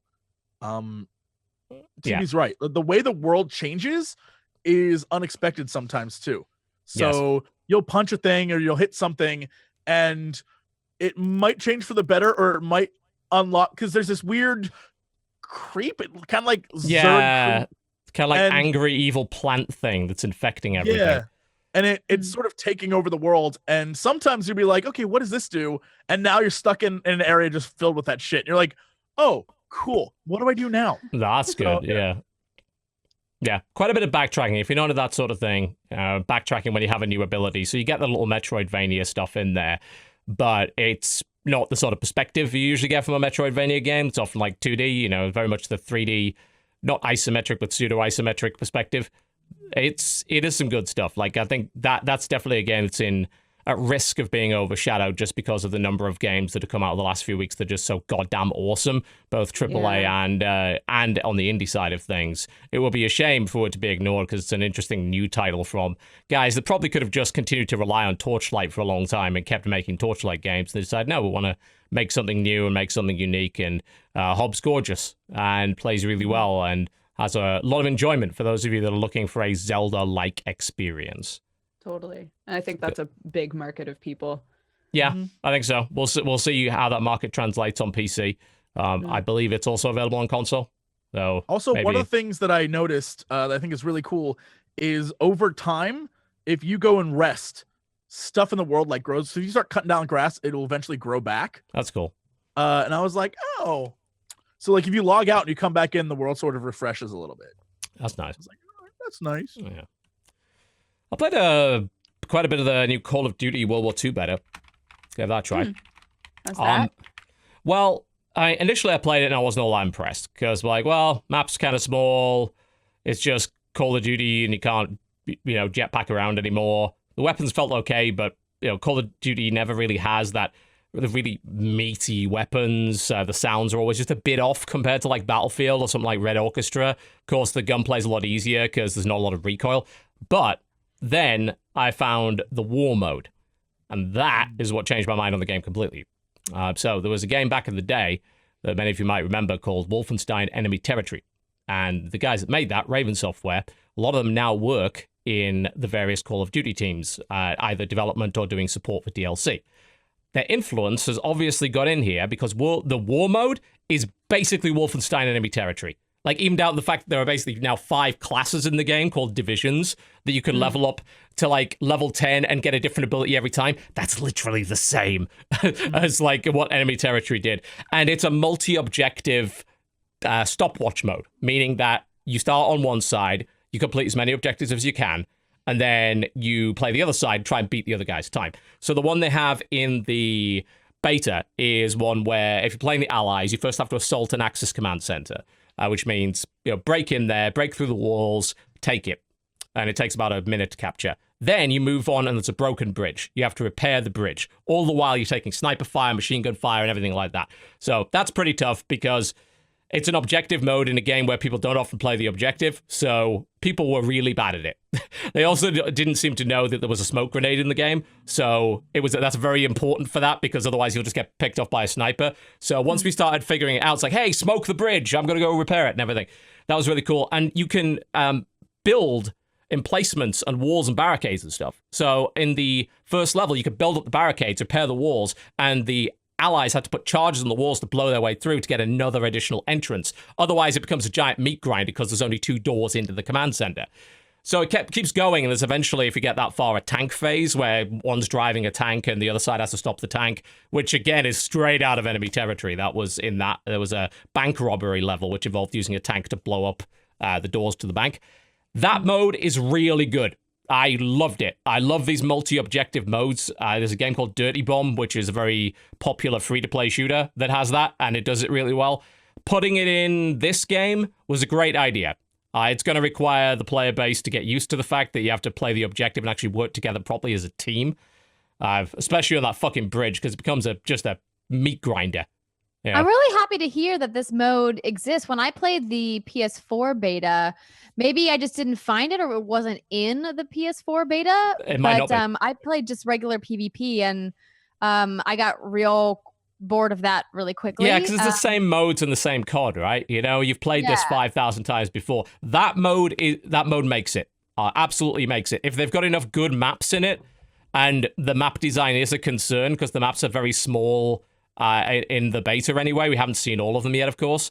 If they have really good objective maps, I'll play the game just for that. Because I love that mode so much, and I want that enemy territory feel back again, because it was one of my favorite FPS of all time, really. Also, bayonet charges are in the game now. So I was defending the command center, and I got the class which has the bayonet. So I was hiding around the corner, saw someone like, poke, and then backed off, poke, and just kept doing it. And just did a crazed bayonet charge at the enemy. They had no idea what it was, because I think everyone was playing a different class. So what the fuck are you doing? Just stab, get him. That was really fun. They dropped various power-ups like flamethrowers and rocket launchers and stuff throughout the stage of it as well, and it just keeps the game interesting because you're slowly moving on to a different objective in a different part of the map, so you don't get bored because you're playing the same thing over and over again. It's Does it feel like, so this is clearly a PvP, so you take turns doing each side? Yes, what you play Axis once and then you set your time. You try and complete the objectives. Most time you don't finish it, so you have a timer, and then the other guys try and get further than you. Did you find that one side was inherently easier than the other side? Because of the bridge, I think Axis is easier because no one had figured out smoke grenades are an unlock and they're not default. So most people didn't have them. And as a result of not having the smoke grenades, you can put a couple of snipers in the buildings, and then you can build a machine gun nest and just mow down everybody that tries to get to the bridge. So that was much easier, but it is something people will learn eventually. Once they play enough of that, they're going to realize, okay, that's where the snipers are going to be. We've got to keep them pinned down. We've got to put the smoke down to cover our guys playing the objective. Once they've got that, I think it'll be fine. But it's hard to call balance right now because people are just so bad at it that it's not indicative of how it should play. But I like that. If that mode was not in, I would be saying this game is dull. You know, it's more of the same. They just went back to World War II again. But because of that mode, I will buy it on launch and probably play quite a lot of it. Yeah, but that story trailer, though, I'm in. Yeah, we'll see. I mean, Call of Duty has executed on their single player campaign, like without fail, like pretty much every game. They've been really fun to play, like super popcorn blockbuster movies. But I don't care because it's so well done. Like, just I don't care if it's on rails. But the PvP has just really almost siphoned itself into such a small like Venn diagram of an audience who can continue playing that game. It's like if you haven't been actively playing, then getting in now is almost impossible. Yeah, I mean, it became extremely difficult when you had several games where they did the jetpack and slides and wall running stuff. Like, if you played Modern Warfare and then you suddenly jumped into that, you were going to get absolutely destroyed. This should be a bit easier because they've taken all that stuff out, so you don't have to worry about that anymore. The changes they've made, they have these 5 divisions that you can unlock. You can still use your whole create a class thing, but if you pick a division and then you level up that, you get special powers. Like, there's a special primary weapon at the end for every division. I played initially the assault kind of heavy assault class, who has a trench gun and incendiary shells. So you can load these incendiary shells and set people on fire with them. The regular infantry division has the bayonet. You get a rocket launcher, I think, with the anti-tank. So there's another layer on top of that, but it's not a layer that's going to immediately intimidate new players where some guy is basically Neo and you're like, I can't hit this bastard. People are still going to be on the ground. And the weapons, because they're more familiar, everyone knows how a Garand shoots or an MP40 because they played 100 games with them in, versus the futuristic laser gun thingy. How does this shoot? I don't even know what's going on. And so far, no crazy loot drops with more powerful weapons than them. Please, for the love of God, don't. They've already got a coin system in the game, though, so I think we're going to end up getting it. Jesus. Not surprising, though. No, it annoys me how insidious they were with it, because they snuck it in. It initially was just, it's skins. I'm like, all right. And then it was like, now you literally get better guns. I'm like, what? No, what are you doing? You're literally just making the rich get richer there.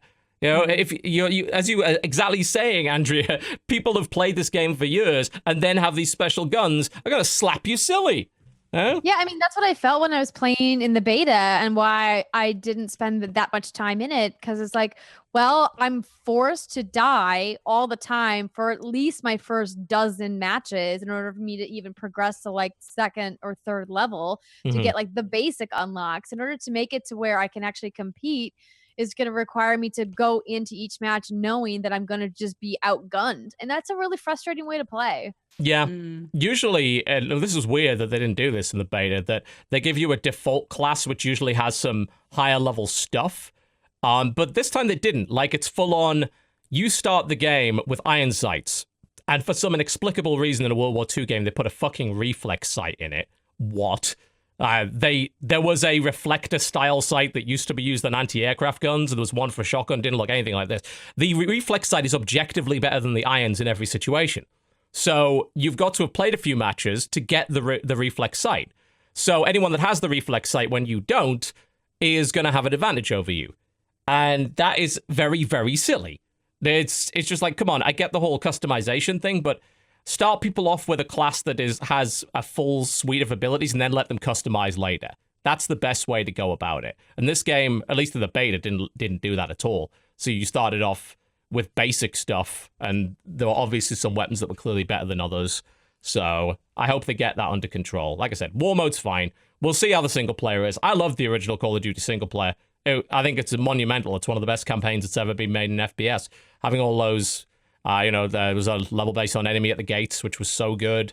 Even when you started off where you don't have a gun, it's like, you get the ammo. When he drops the rifle, you pick up the rifle. That was all in there. Bridge Too Far, The Longest Day. That was all great. I hope they go in that direction and give you a little bit more of a feeling of you're playing with an army. That's what the last few games haven't felt like, because you're stuck behind these other people and they're opening doors for you and shit. In the first game, you really felt like you were part of an army fighting, and I never got that feeling out of the more recent Call of Duty games. I think that's about it, really. Unless anyone else has got anything else that they've been messing about with. Nope. Cool. All right, we'll go to a break. When we come back, news and releases, ladies and gents. We've been filtering through the releases as always to find you the stuff that's actually worth a look. We found a few things, so hopefully that will be useful to you. A few things here and there. I don't think Jess is going to include Shark Simulator in that, but hey, there you go. Nonsense. Maybe this is finally how you overcome the fear, Jesse. Become the fear. No? Like Batman. Yes, become the Bat Shark. The Bat Shark. The Bat Shark? That's terrifying. Terrifying. And I'm going to leave you to think about that terror during the break. You're watching the Quack podcast. We'll be right back. Ladies and gentlemen, welcome back to the Co-Optional Podcast. Speaking of swag, by the way, I just got I think it's my collector's edition of Concept Revolt came in, which is probably a game most people don't play. It was a weird, I played the last one on the 360. It was a weird mix of Magic the Gathering and Monopoly. Probably the best way to describe it.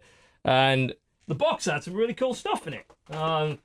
Usual art book and everything, but they included a set of foil cards for the game, which is pretty sick. And they give you these two really heavy Concept dice. It's like, these weigh a ton. They're like solid metal. Really awesome. So that's out for 3DS. I'm going to find my 3DS charger now to play that. I used to love playing Concept in 360. It's really fun. All right, anyway, that was just an aside. I wanted to show it off. I thought it was kind of neat. Right, news. Here's something that's not neat. So, Nintendo have decided to do as a Nintendo does and do something stupid regarding YouTube again.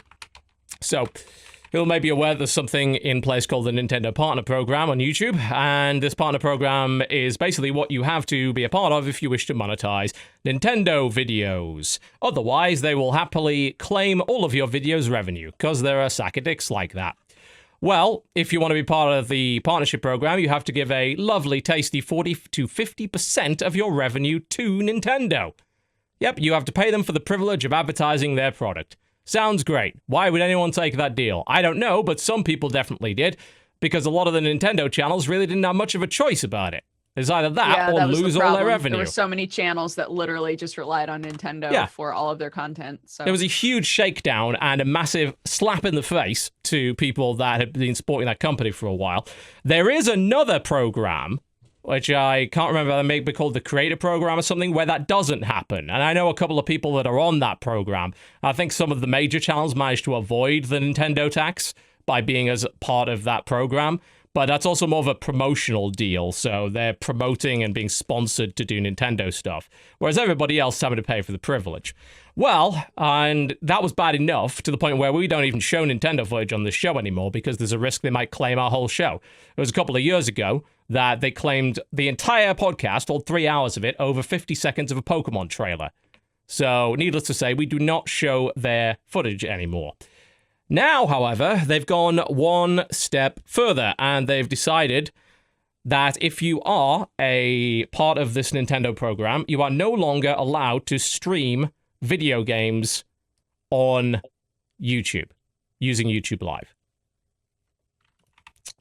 Any of them. As far as I tell, it is actually any video game. If you use any account that is registered as part of that system, is flagged to not allow you to stream live streams. I'm trying to see if there's a confirmation of.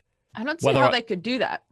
I mean, they can. Nintendo program. Okay, well, that's the reason they can, because when you register, your account is flagged in the YouTube system. You basically join their MCN in order to be a part of this program. So they absolutely can ban you from doing basically anything. And their statement says, live streaming on YouTube falls outside the scope of the Creative Program. You cannot broadcast content on YouTube Live from the account you have registered in Nintendo Creative Program, which indicates to me that you can't broadcast any gameplay content of any sort, you know? Yeah. Absolutely any sort. I don't understand why YouTube wouldn't talk to them about this and say, hey, Nintendo, this is our platform and we want to be pushing people to YouTube gaming. And we are encouraging our creators to live stream. Can't we find a compromise here that isn't so overreaching? Like I'm sure that conversation happened. Maybe it's currently happening. Nintendo's reply was. Yeah, I mean, this is obviously a decision from Nintendo Japan. All of the stupid stuff is, which makes me think they probably implemented it without warning. And frankly, they can. Because like I said, you agreed to Nintendo's terms and conditions when you signed up to their MCN. So they can absolutely stop you from doing anything they like under their rule set. So, I mean, it's got to suck. But you're right, Nintendo. It is in YouTube's best interest to get Nintendo to back off here. Everybody in chat is like, YouTube doesn't care. They want their live streaming service to be used. They do fucking care. It has nothing to do with us. It doesn't have anything to do with the creators. It has to do with them putting all of this time and effort into a live streaming platform that they're begging people to use. Yeah. And now Nintendo is saying you can't use that. Exactly. Yeah. I mean, you can totally do it on Twitch. There's nothing stopping you and there's nothing in that email that says you can't. So literally what Nintendo is doing is forcing all of its actual partners to go and stream on Twitch. YouTube does not want that to happen, and YouTube really needs to start swinging and putting some pressure on these guys. I think YouTube is, as usual, gun shy, that if they push too hard, Nintendo will just press the nuclear button and say, Nintendo games are no longer allowed on YouTube, which... doesn't hurt as much as we would like to believe that really hurts Nintendo. It's probably not going to make much of a difference. Like, Nintendo has a brand and a lot of very rabid fans, and then Nintendo Direct is a way of connecting directly with those people and cutting out every other middleman. They are maybe the company which is least dependent on third-party promotion and reviews and eyeballs in the games industry. Everybody else... they encourage streaming and they encourage YouTube videos as a result of realizing how important they are. It's an interesting idea that you bring up. I agree that they don't necessarily reach out to creators to make content and to stream upcoming games, but they rely just as heavily on trailer distribution and their press conferences via Nintendo Direct to disseminate information out to their audience, just like any other platform holder or publisher does. True. And if you look at the audience difference between who's watching Nintendo Direct on YouTube and who's watching it on Twitch, I always feel like the YouTube audience is more enthusiastic and is bigger, like the numbers possibly are bigger there. And I don't know why it would even cross anybody's mind that YouTube and Nintendo would get to a place where Nintendo would just be like, we're done with YouTube forever. It just seems like it's such a head scratcher. Nintendo does so much right, and then you hear about something like this and you're like, but we've been having such a great year. Well, yeah. It's fascinating talking with like people that work at Square and looking at the whole Atlas situation, right? Japan in general, just from talking with people who are in that industry there, everything is about controlling the message. Yes. And live streaming is fucking terrifying for them because there's no control there, right? Like Nintendo Direct is like a constructed thing. It's an edited thing that gets put out there. So even though we're seeing it live, like it is a constructed message, and that's what they're all about. Like it's very like, this is what we're showing you. Now that's we've shown you. Now we're going to. There's a lot of that. If they and you were talking about controlling the message, like we've seen this before years ago. The Shining Force 3 debacle, where I got 2 copyright strikes and about 17 other channels got shut down entirely, was entirely about controlling the message. What they wanted to do was literally push the trailer for their latest game higher, and they couldn't do it because our videos were ahead of them. So they literally struck every video that was ahead of them. So they abused the DMCA system, including videos that had no footage in at all. So they literally had zero right to do it, just to get their trailer higher up. Like, that's how much Japan wants to control the damn message. It's also a big deal to them. Is this one of those? this definitely is one of those things where it's the Japanese part of the company and not the American part of the company, right? Or as far as we know. World. I mean, because I know Dukes and we've had conversations with Squeenix where they've been like, we love you guys. That's not us. We're not doing it. It's the other part of the company. Yeah, exactly. And they fight really hard. Like the American segments of each of these companies, they have like a good ear for what's going on and what people want, but like arguing with the Japanese branch is fucking so difficult. Yeah. The greatest example of this is since it came out, Final Fantasy 13-3, the video I made, which is literally me just like destroying this game. Squeenix the company has been copyright claiming the video every time, and then I'll just contact someone and be like, why though? And then it'll get released, and then a few months will go by, and then it'll get reclaimed. And I just have to... It's hopeless. Like, you can't get through to the Japanese devs on this. You can't. And people try. The Sega situation was the same. Sega Europe, Sega NA, apologetic about the whole situation, but they're like, we're not going to get Japan to apologize. That's never going to happen. Like, there's more chance of them, doing anything, any impossible thing. They will not. They have what they think is the right thing to do, and they are very stubborn about it otherwise. There is also, as we're going to have to bring this up, the timing of this after the PewDiePie incident is way too coincidental not to have at least something to do with it. Nintendo is a family-friendly company. They have just given the biggest example that live streaming, let's say, what if PewDiePie was playing Mario Kart when he did that? That is something Nintendo would be furious about. Sorry. I was going to say, just from working at Maker for so long, I know that MCNs, at least at this stage now, if this Nintendo network is literally like an MCN, then they are liable for anything that their like partnered channels do. Yes. And they can't police anything that's live. Yeah, right. There's a system, a two-tier system. I think that there is a direct connection there, for sure. It's called managed and affiliate partners. Managed partners get away with a lot more. Like, a copyright strike wouldn't affect me because I'm a managed partner. There's a lot that the automated sweeps don't really affect me. Most managed partners get to dodge all that stuff because the MCN takes responsibility. So they would take the hit rather than me. So that the point of that was to have MCNs police their own partners, which is a good idea, frankly. It's basically like unions and regulatory bodies. But it didn't really work out as well as people had hoped. And yeah, I would not be surprised in the slightest if Nintendo heard about that and were like, oh God, get me the fuck away from this live streaming thing. We don't want anything to do with that. You can make the argument as to whether or not that has anything to do with representing their product, but some of these companies do genuinely believe if their product is associated with something like that, even if they had nothing to do with it, it will affect them in some way. So they want to get the hell out of there as quickly as possible. Do we know how many people are in the Nintendo YouTube Creators Program? Like how many channels we're talking about? It's quite a few, I think. Yeah, I'm going to Google it and see if... Hold on. Half the guys in the... How many people work there, guys? well, I mean, those some of your guys are in the different program, right? The higher tier program that doesn't take the revenue. I'm pretty sure. Yeah, there are two of them. Literally, there are way too many in this office. There are just like a lot of people here are down with Nintendo, so...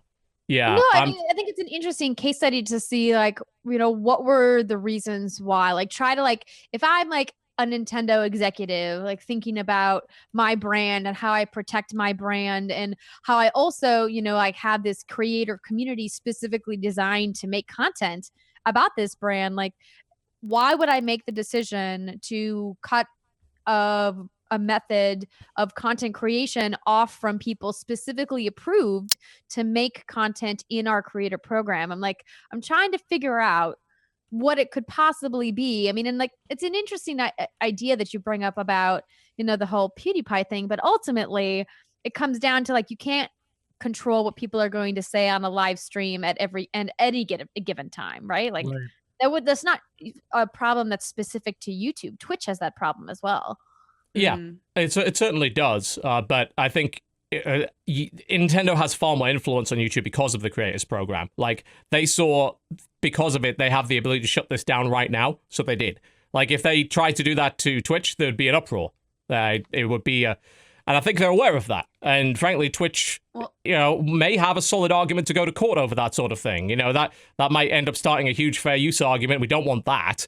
So that's always been that weird thing that, Nintendo obviously doesn't have much control over Twitch, and they haven't really so far shown any interest in having control over Twitch right now. Well, and again, it's not YouTube versus Twitch here, right? It's like Nintendo as an MCN who will take strikes every time one of their channels fucks up, versus Twitch as a private platform being like, they did it on our platform, but we're not in charge of them. Yeah, maybe. Right. Yeah, there's a possibility. I want to know, like, from, I don't stream for profit. Like, our What's Good channel isn't affiliated or partnered yet, and my personal channel is pretty defunct. So I have no, like, horse in the race as far as, like, not streaming, making money from my Nintendo streams. But the idea that Nintendo's saying as an alternative to streamers who do make money from their Nintendo content, hey, just start another channel. I mean, we all know that that's not nearly as easy as it sounds, but for people that have a really massive audience, potentially it might be not so difficult. But I mean, I'm shaking my head even at myself saying that out loud. Yeah, it is like a lot of extra work. I mean, as professional streamers, how do you guys feel about that? It's interesting, because the indication that they've given that says, you could broadcast on another channel indicates, part of their motivation, right? That they maybe are leaning more towards, we don't want this associated with us. Yeah. Like, we're more concerned about that. But that's, again, it doesn't make any sense. Because, if PewDiePie makes PewDiePie 2 and go and streams Nintendo games and, does some stupid bullshit or whatever, is anyone going to really believe, well, that's got nothing to do with Nintendo any more than his primary channel, were it part of that? I don't get that. That's a really weird, arbitrary distinction that doesn't make much sense to me. And as for the copyright strike thing, I don't think Nintendo's network is ever getting shut down by YouTube. Like, those, they're too big to fail at this point. They just turn around and say, hey, YouTube, fix this. Get rid of these strikes. And they would, because they're big enough entity to do that. I don't know. Viacom was a pretty big entity, and they didn't get along so well with YouTube when it came to copyright. They did not. Yep, they decided to sue the hell out of them, which is why we have the current system we do today with the DMCA implementation, the particular overzealous implementation of it. Yeah, strange stuff. I'll say what I've said 1,000 times before. I think if you sign that creator agreement, you're a schmuck. Like, seriously, you're being exploited. Go work with literally any other company that won't do that to you. Because there's no other one that will. There are loads of great games out there. Why work for a company that clearly just wants to exploit you? It's silly. Jazzy, you seem to be having a thought there. I can hear the cogs whirring. I'm with all of you in that, wrapping my mind around this. It doesn't make sense. Not really. But the last part of what you said, I do understand why a lot of streamers and YouTubers and the like would sign things and want to be anywhere associated with Nintendo, because Nintendo, like, to a lot of people, that is like their life. They live and breathe Nintendo, and to have Nintendo even approach them and be like, we would love to work with you, even if they're getting screwed, is like, I'm so happy. Like, this, I've done it. The company that I love, this was me with Blizzard circa 5 years ago, until you realize Blizzard is like, Blizzard. So companies. You're a tool to them. Yeah. Blizzard is one of those companies like, yeah, you can do this for free. And it's like, or he has like way below your normal rate or whatever. That's, this why I say to people time and time again, fandom is bad. You get that far into fandom. It's okay to like things, but don't let that fandom overtake your identity to the point where you can be exploited and taken advantage of. And I think that's the thing where, like, all these companies rely heavily on you being a super fan, which is fine. And I'm still a super fan of Blizz and Squeenix and all that shit. But, like, when it comes to promotion, they see that as like, for everyone a me that sees like, oh my God, you're paying me nothing for the amount of time that I'm putting into this. There are dozens, if not hundreds more who would step up and replace me, who would do it out of the passion and for like the exposure. And so as a major company, people die of exposure. They're like, well, we don't need a Cox. We can get like 3 other people to do just as much. And and that's just sort of like the industry we're in. It's always that like everyone just lowballing everyone else because they're like, I've been noticed. We can get away with it. That's like life. And so I don't think this will ever, they can get away with this shit. I don't think stuff's going to change just because they're going to be like, well, now we have a new thing where you give us your money and shit like that. People will do it because they're just excited to be recognized and loved by the company they love. And, you know, it kind of sucks, but I get it. I understand where they're coming from. Yeah, I do. I but think that we're using the word, you know, exploited is, you know, such a maybe like too strong of a word, because it's not like they're tricking people into this, right? Like it's doing it out of love.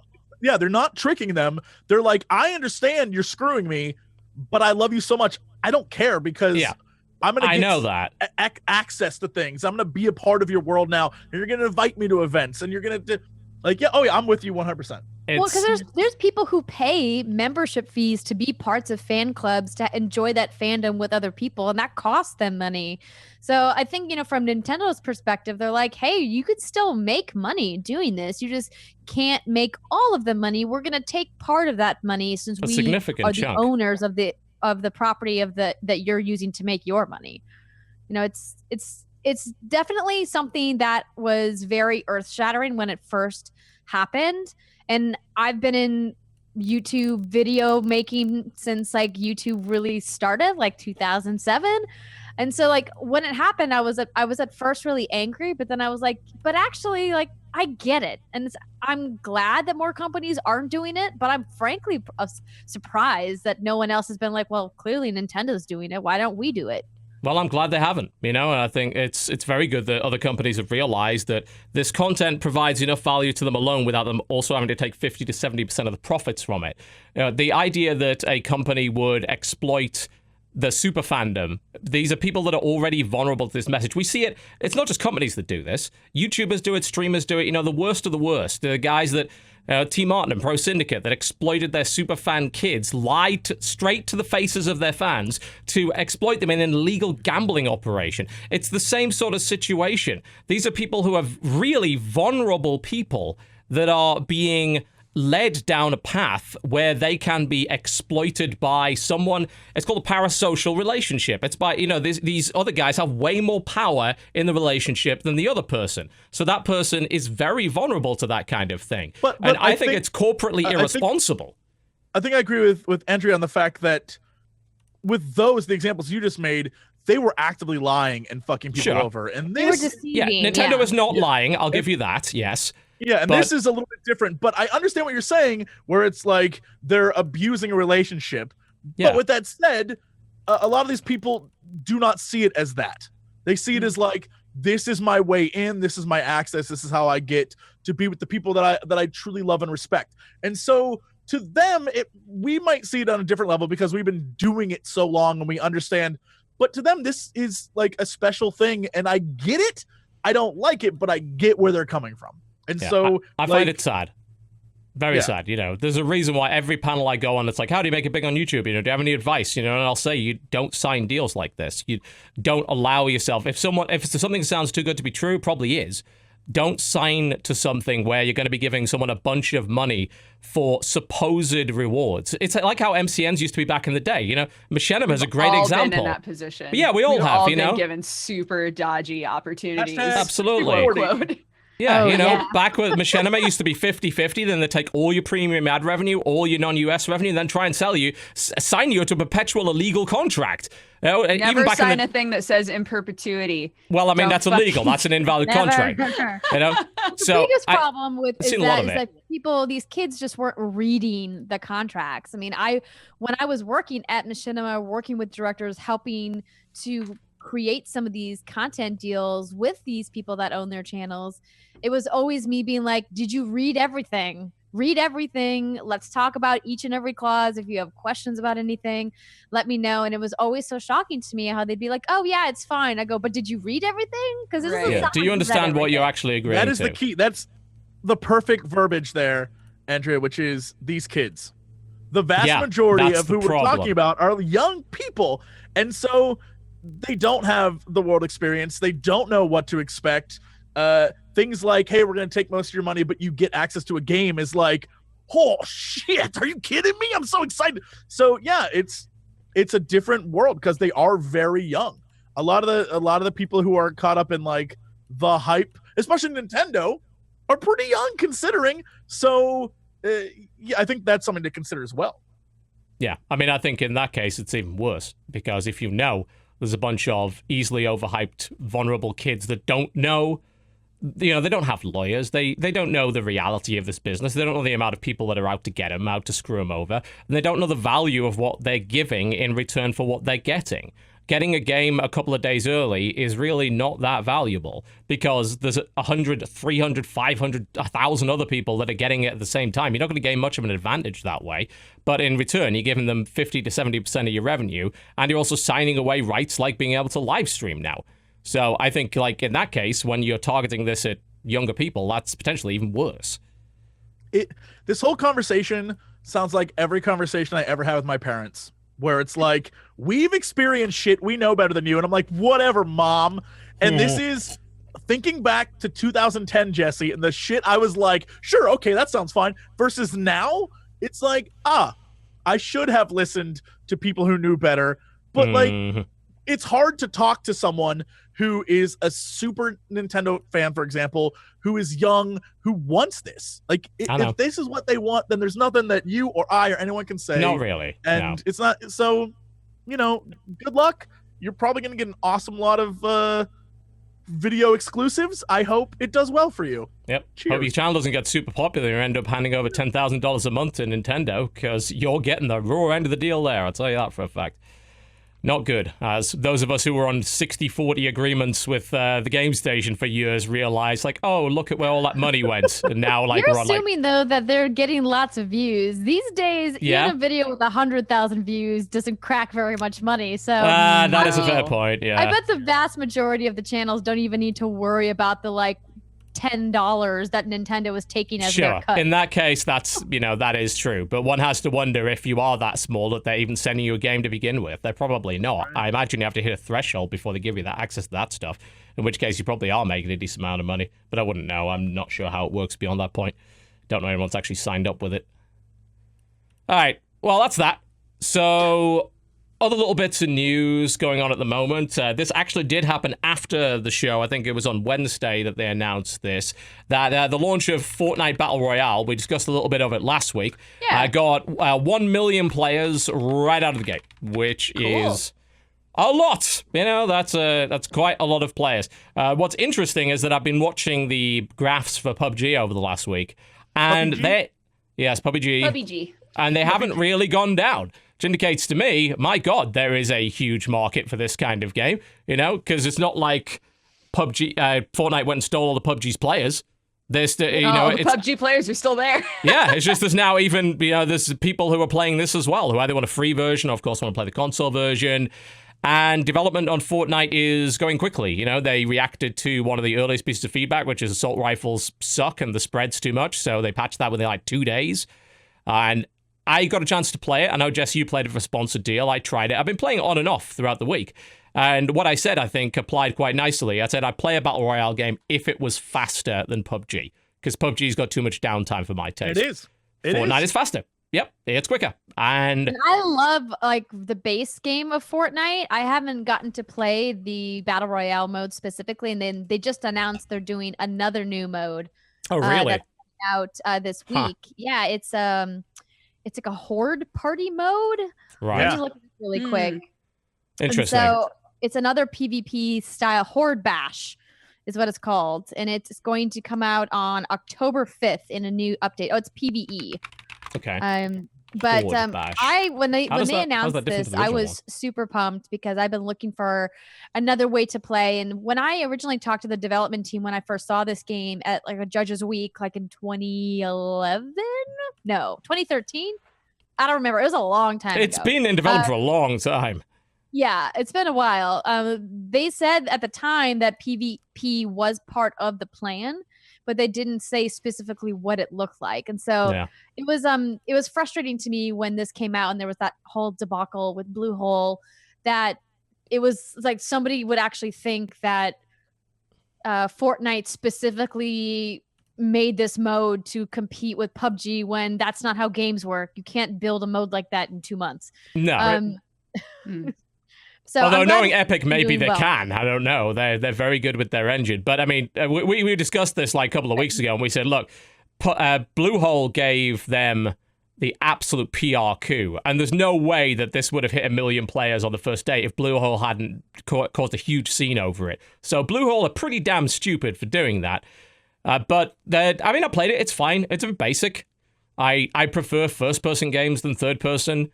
And the gunplay could maybe use a little bit of work, but I think you've got Epic behind it, putting regular updates out at a rate that's far faster. And you also have a base game that runs better and doesn't have some of the ridiculous problems that PUBG has, like sometimes doors don't open. You get stuck on a white picket fence that's 1 foot high. There's all sorts of bugs and weird shit going on. That does, the frame rate is terrible, whereas Fortnite runs really well and it's quick and simple. And if they throw more in there, great. And I think like the later game base building stuff where things start to get closer together and then people start setting up bases, especially in squad mode to fight each other, is a really nice spin on the genre. Although fuck traps in particular in that game, by the way, like electric traps and everything like that. God damn it. I turned a corner, ran straight into like a static shock trap and die immediately. Like, That's what's great about it, though. Yeah. No, it's not. You die, you lose everything. I had a purple shotgun and everything. And a grenade launcher. I was super pissed. But with that said, it's also, like you mentioned at the very beginning, very quick. So even if you die, you're like, all right, I'm back in. Let's do this shit again. And it goes very, very quickly. So it lets you get creative in what you're doing. Because the games are so fast, you can try something different. Yeah. That you wouldn't normally have tried because you want to like last longer. I like that about it. Because I've done some really weird shit in that game where I've tried to be like, all right, can I pull this off? And sometimes you can, and sometimes you instantly die. And you're like, oh. Yeah. There's a lot less camping in it, because like hiding behind foliage and stuff is much more difficult. In PUBG, you can easily just hide behind foliage in a bush for 30 minutes. And in this, you can't really do that. It's third person. The character models are very distinct from the terrain. Camouflage isn't really a thing. So it's more action oriented. And there aren't these giant phases of time where nothing's happening. But I also know, talking to some people, that they really like that fact about PUBG, that it is a bit slower paced with those occasional punctuations of high action moments. So I can respect that. Yeah, talking to Krendor when he was here, he was like, the reason why we like it so much is because so little this is crazy, because so little happens. You can interact with the audience and make jokes, and it becomes as more a like a streamer podcast game. And a talk show. Right. That makes sense. Yeah, I can get that. I was playing squads with Northern Lion, and that's exactly what we're doing. We're just shooting the shit, driving around a Jeep. We didn't encounter anyone for 20 minutes, and then we got murdered. I was like, okay, it was a talk show. It was like us playing Terraria. We got nowhere.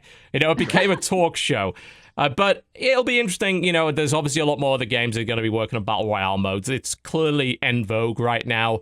Good. If Fortnite's development continues to keep pace and motivates PUBG to develop faster and make their game better and maybe come up with some other modes, great.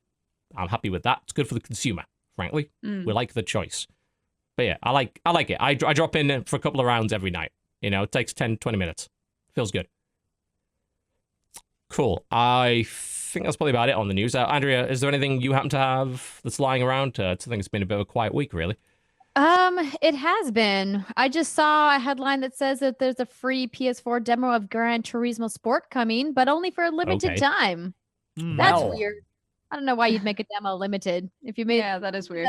You went through the work of making the demo. Maybe just leave the demo up. Maybe. That sounds far too sensible for my liking. Apparently October 9th through the 12th. And PS Plus members will PS Plus members will receive some additional time with it since they can preload it and begin playing sooner than non-Plus members, which, I mean, that makes sense. The BlizzCon schedule literally came out 10 minutes ago. So we have some knowledge. Breaking news. Yeah, there's some interesting stuff in there that's going to probably piss a few people off, actually. The arena is now Overwatch and not StarCraft for the first time in a good few years. I'm a bit pissed about that. Because obviously how big it is StarCraft. It is not. We filled that arena every year and it was epic. And we had an incredible stage. I've said it time and again, I don't think Overwatch is good for spectating. It's messy. It's too colorful. There's too many ultimates going on. There is a lot of community stuff this year. A lot. I'm getting the vibe that we're going to get like 2 announcements and then it's going to be like, let's celebrate you. Okay. Bar. Because they don't have enough in the pipeline? Maybe. The schedule reminds me of the 2011, whatever the year was when he was like, Geek is, and I was like, this is a non-thing. No. Please don't remind me of Geek is. I always worry about that because BlizzCon's awesome, but only when they have stuff to show. And when they did it every other year, I was like, cool. Now that they do it every year, I feel like it's always a stretch to get cool stuff out, especially since Overwatch's release. There hasn't been anything like huge, and so it feels like year on year off with BlizzCon. I think so too. What happened last year? Oh god, what announcements were there? I mean, they announced Sombra for Overwatch. Yeah, they had a Sombra video for Overwatch. For StarCraft. They had the new Warcraft expansion, which they're always going to have, and it wasn't Legion's announcement though, was it? Legion had already been announced.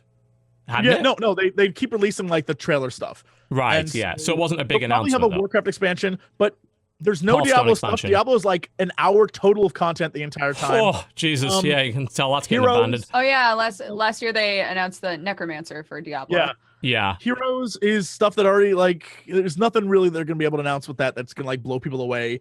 Overwatch, maybe another character, maybe the Queen of Junkertown, who knows. And then, like, only the Overwatch League. Did you say that?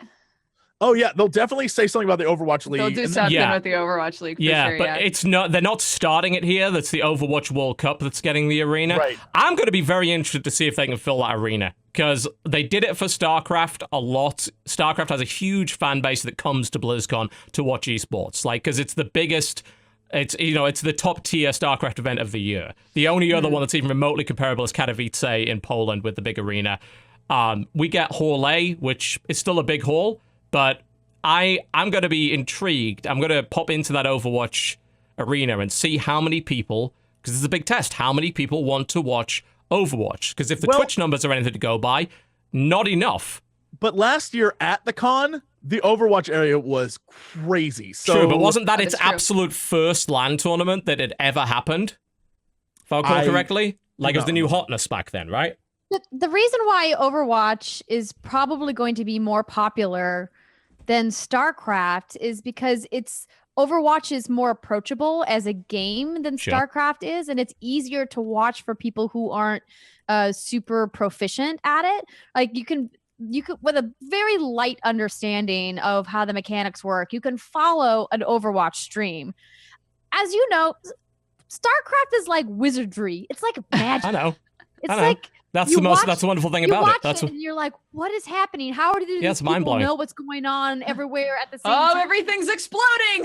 Yeah, it's great. Exactly. I mean, that is what's awesome about it. But for people who are maybe casual gamers or who, are recent converts into, FPS, then it's something like that is not necessarily going to maybe stoke that excitement as much as a game like Overwatch could. And the way that I've seen the community around Overwatch really kind of band together because of how inclusive that community feels is really exciting. And it's a really like hats off to Blizzard for making such a diverse cast of characters that so many different types of gamers can relate to. And unfortunately, StarCraft just doesn't have that same kind of reach as far as when we look at, the narrative around StarCraft and why people like that game. And I mean, not to say it never had that, but if you look at today in gaming, I think that it's obvious that Overwatch has a much longer life ahead of it. I don't know about that, especially not on the esports side of things. You know, we're still playing Brood War after 20 years in Korea in particular, and we just had Remastered back, of course, which has been a big success in Korea. The thing about it is it's less about how many people are playing StarCraft, more about people who are watching it. Overwatch is very approachable to play. I disagree that Overwatch esports is easy to watch. I think watching a stream from one perspective only, that's fairly easy. I was about to ask, do they have a good observation mode for Overwatch We're going to find out, because I was down in, I went to watch the Overwatch E-League finals down in the Atlanta television studio, TBS. And I had played a good couple of 100 hours of Overwatch, and, you know, I was pretty familiar with it. I found it difficult to follow, and it seemed like they didn't really know what they were doing with the cameras. Now, hopefully they've got better since then. But, you know, the thing about watching StarCraft is it's all from a top-down perspective. You can clearly see what's going on at any given time. With Overwatch, it's this big 6 versus 6 clusterfuck of color, and all of the fights, especially in the big push mode, all happen in the same place, so it ends up being a giant mosh pit. It was kind of the problem I used to have with League of Legends, but LoL cleaned up their color palette quite a lot when they realized the esports scene was getting big. But initially, watching LoL competitive was awful, because the particle effects were all over the place. It was blinding. I think Overwatch has a similar problem, and you compare it to CSGO, which has a very clean look, and it's very easy to watch. I don't agree that Overwatch is as approachable from a competitive level. From a player level, yes, totally. But competitive, no, I don't think so. Can I devil's advocate on this? You absolutely can. I mean, it's not even much of a devil's advocate. You know, you already have one person legitimately disagreeing with me, so go for it. Let's hear it. Well, I just feel like... when you're done, I do have a clarifying point, but Jesse, please. Absolutely.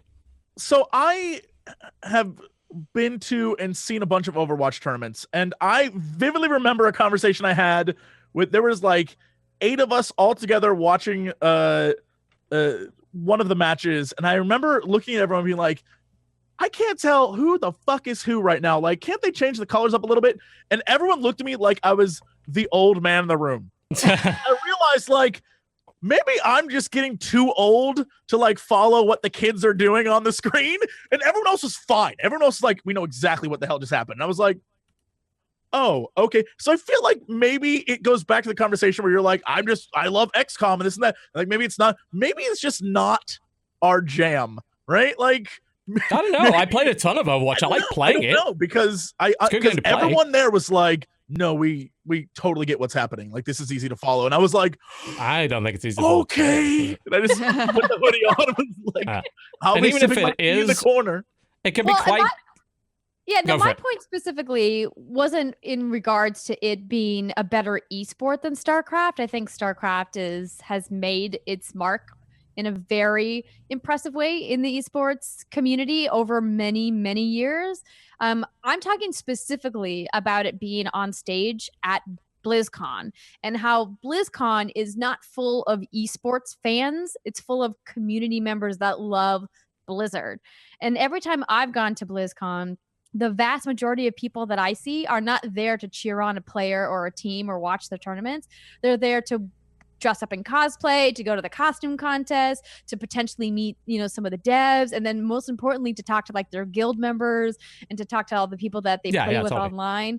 And so I feel like BlizzCon is such a community-driven event that's why Blizzard's making this choice. True, but the question is, will those people then show up in the arena and fill it up? Because that's a big arena. I would say yes. The proof of the pudding is going to be in the eating. I'll see. If that's the case, so be it. Like what Andrew was saying, that is. I'm sorry, did you just say Andrew? Andrea. Andrew was saying that I am living proof of that. That I don't watch StarCraft like on any sort of level, but every time if I'm just looking for something to do at BlizzCon, I will go sit down and watch those guys and be like, what the fuck? It's amazing. They're like, a lot of it's about soaking in the atmosphere, because that arena is always so loud and people are so hyped that you can't help but be excited by it. It's a big part of it, for but sure. I'm saying, I think that can they replicate that for Overwatch? Blizzard fans like Blizzard. Blizzard so games. No matter what they have, they'll go watch it because they're excited to be caught up in that hype and the experience. And I feel like no matter what at BlizzCon, they'll fill a room no matter what the room is, and it will look amazing and be packed, and that won't be an issue at all. This might translate. I think you might be right online, but at BlizzCon, Andrea's right. Yeah, I think because I saw it when last year we went to watch some of Heroes of the Storm, and I'm not big into Heroes of the Storm, but it was still exciting to be in that room because everyone was hyped for it. And yeah, a lot of people will just go and then they'll casually watch it. There's the guys who are going there just to watch the big tournament, and then there's the guys who will mosey in every once in a while. You always see it, like whenever a match ends, like half the arena like empties because they came because something was happening, and then they went to go and see something else. And then the guys who stayed are there who are here for everything, who are committed. I will see. I will be interested. I do not think, and I'll put some money down on this. I'm going to throw some money out. Let's have a little bet. Let's have a little bet, shall we? I will throw down $500 to Charity Water that says specifically that StarCraft beats Overwatch in the stream viewership. Who's going to take me on that? That's because StarCraft's for nerds, and nerds like streams. Does that mean you're going to take me on that, Jesse, or not? No, I'm not doing that. No? Fuck that. Coward. Andrea, you going to take that on me? I don't even care God about damn it. I don't even drink it. Wait, what's the bet? The bet is that StarCraft beats Overwatch in stream numbers at BlizzCon. $500 charity. I don't... Sure, just for fun. I'll take that. Right. Why not? Okay, take the bet. Right. There we go. Great. Cool. Yep. Either way, Charity Water's getting $500 from one of us. Exactly. So I there figure, why not? Yeah. One of us is giving $500 to Charity Water. So there you go. Great. That works out. I'm very biased when it comes to StarCraft. I've been casting it for 8 years. I run my own tournaments, and I've got things in the works that are coming out very soon that will hopefully solve a lot of some of these things that you've been talking about. I don't want to go in any further on that, but it's going to be very exciting. Regardless, it will... I'm sorry, I'm being very vague. You trick Dodger into just giving $500 to Charity Water. You should because do this. I don't mind. I accomplished my goal. So Charity Water is getting $500 regardless of what happens. It's why not? Fuck I think StarCraft. I think I'm gonna lose. StarCraft 2 is positive I'm gonna lose. It's the old, it's the old guard. It is the old guard. There are other esports games that have surpassed it in terms of numbers, but when it comes to BlizzCon, the people fucking show up. Last year's BlizzCon finals on the English stream alone had 120,000 concurrent viewers. That's just concurrent. We're not talking about uniques. And of course, across 16 other language streams. When it comes to the BlizzCon finals, people, they care. Even like the guys who haven't played in 5 years come out of the woodwork. I'm convinced more people watch StarCraft than play it. At least like play competitive. I don't play competitive StarCraft anymore. It's really hard. Ever, I'm old and slow. I can't play it, but I watch the shit out of it because these kids in Korea can play it, and it's beautiful to watch. We'll see how it goes. Marcos makes a good point. How much is the Overwatch pool? Because he says the StarCraft pool was $700,000. Sure. I mean, but do you think the Overwatch pool is only like 50,000? Then you've definitely stacked the cards against Dodger here. Well, in my experience, people don't tune in due to the size of the prize pool. They tune in due to the preeminence of the event. Even if it was $5 or $500,000, it's the BlizzCon Grand Finals. It's the culmination of a year of tournaments and circuits that have led up to this. And this is the Overwatch World Cup, which is, until the Overwatch League comes out, the premier, the top tier Overwatch event. So I don't think the prize pool makes much of a difference. I mean, I've looked at the numbers. I doubled my prize pool on my tournament. It didn't change the viewership. People don't really care, but it's cool to be able to give back to those players. It matters a little bit. I don't know how much it does. People wouldn't make a big deal about this. Maybe, but do they? I think they make a big deal out of it because of how prominent the tournament is, not because of the amount of money. It's It's hard. I'd have to look at the numbers for the international because that keeps going up every year money wise, but I don't think it's gone up viewership over the last few years. So I don't know if there's any direct correlation. Be interesting to do a study on that actually to see if there was any correlation. It's intriguing. Cool. Huh. Well, we managed to make news out of nothing there, so well done to everybody. We managed to make our way through to 6 on just a BlizzCon schedule and Nintendo being dickheads, so well done there. Some good stuff. All right, well, shall we move on to releases then? That sounds like a good idea. Last couple of hours, we've been picking through to find some interesting stuff, and that is exactly what we have hopefully done for you. There's a lot of garbage in here. There always is every week, you know that. First bug release, Forza Motorsport 7. That was on the way. Andrea, I believe you played that. Yeah, so I haven't played a whole bunch of it, but Microsoft sent me a code for the game, and I also went to the Xbox One X preview event that they had here in San Francisco. And I am not a simulation racing fan. I'm more of an arcade racing person. But I always want to give these games a try because I always think it's impressive how they iterate on these games year after year. And Turn 10 has really done a fantastic job with making this approachable for people like me who are like, hey, I like getting in the car. I like racing games, but the simulation part of these racing games is just too much for me to manage because I like to crash into things and make mistakes and have it be fun. Slide around a corner, yeah.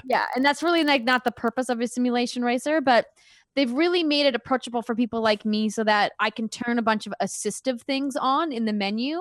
And obviously, you know, if you want to have that true racing experience, you could turn all of the assists off and feel the car for the way that they've designed it to be, you know, a simulation. But man, it is so pretty. Even just on a regular Xbox One or an Xbox One S, the graphics are just beautiful. And the build that I got to play at the preview event was on an Xbox One X.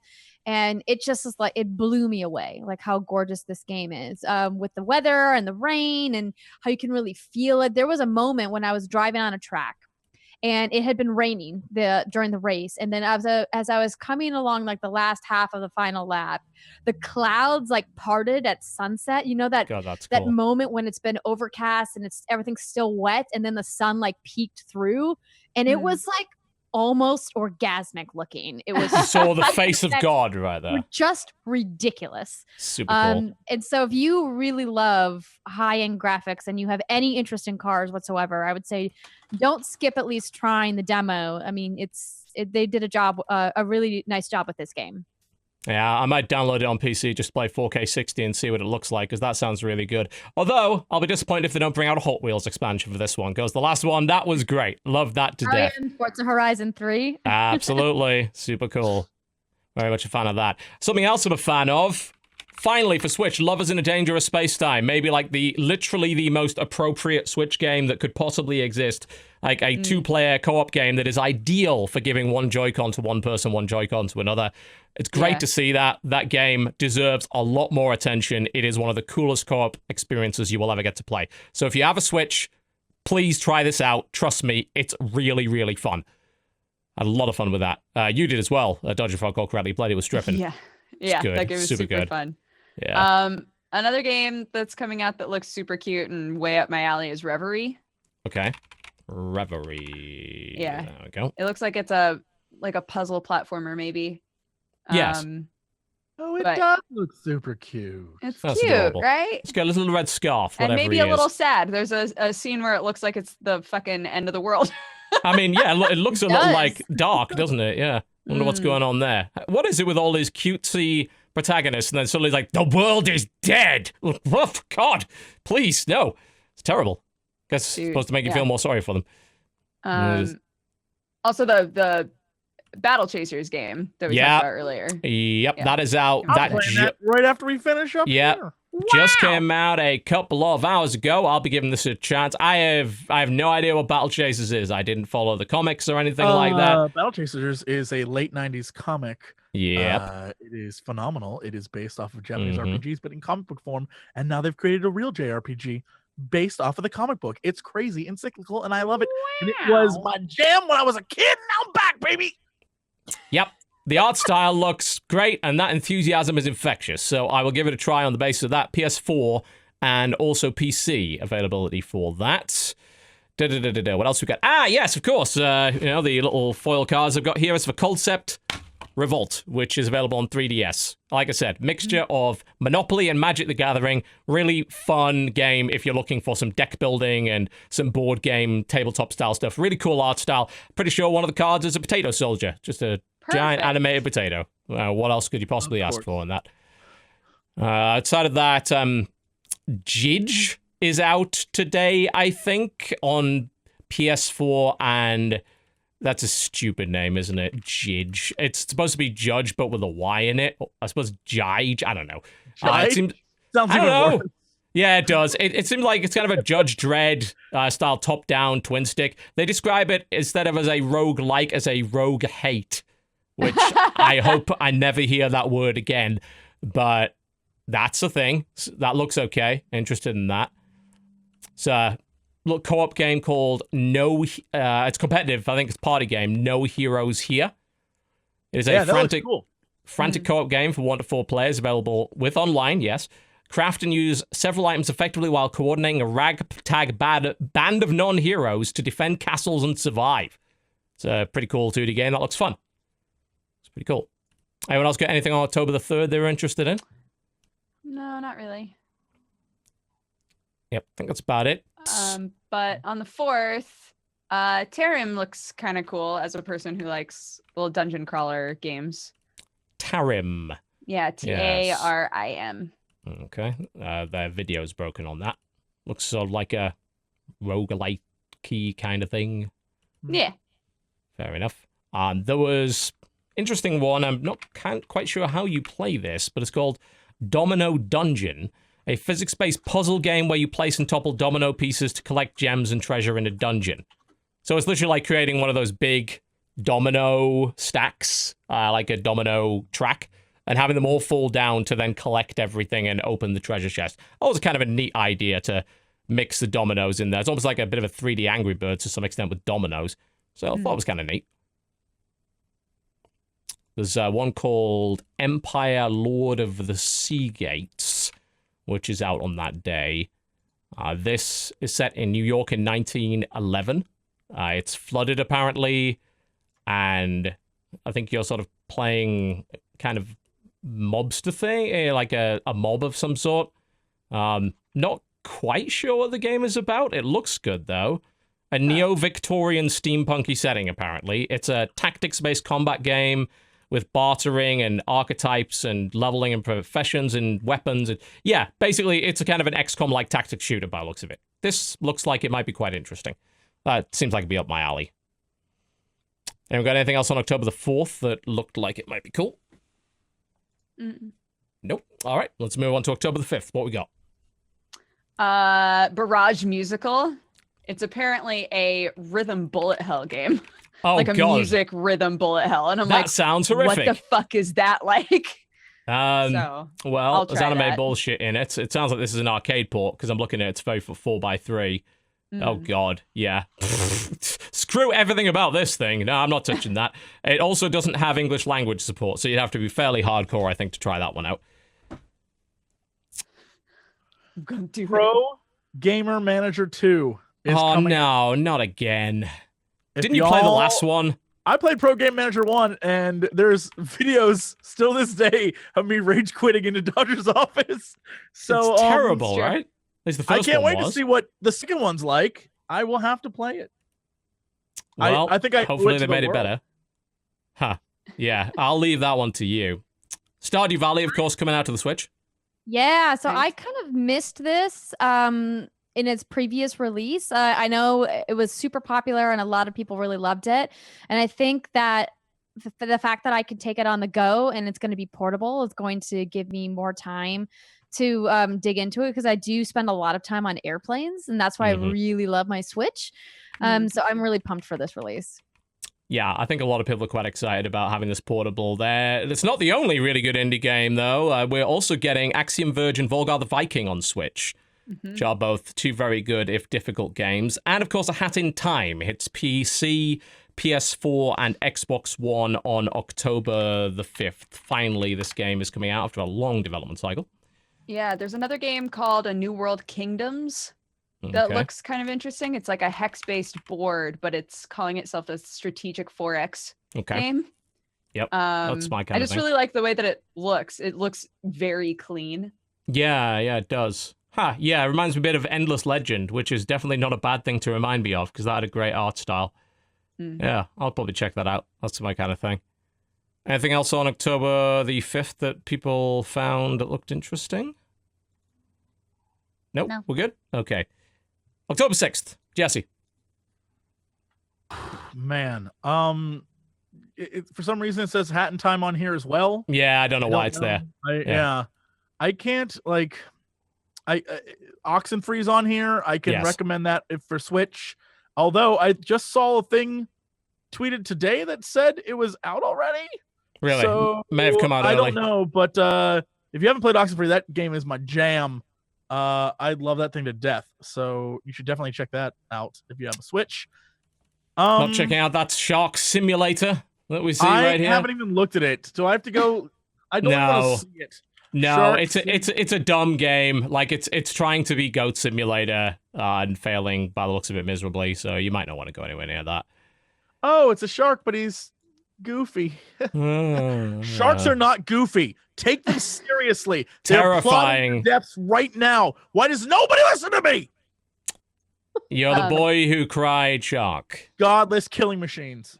There's an RTS where you play different strains of mushrooms. Oh, Mushroom Wars. Yeah, I played the first one of this. It's kind of like Galcon, so it's that node-based mobile RTS. It was quite good for what it was. Like, if you want to play an RTS like that, then you could definitely do a lot worse than this.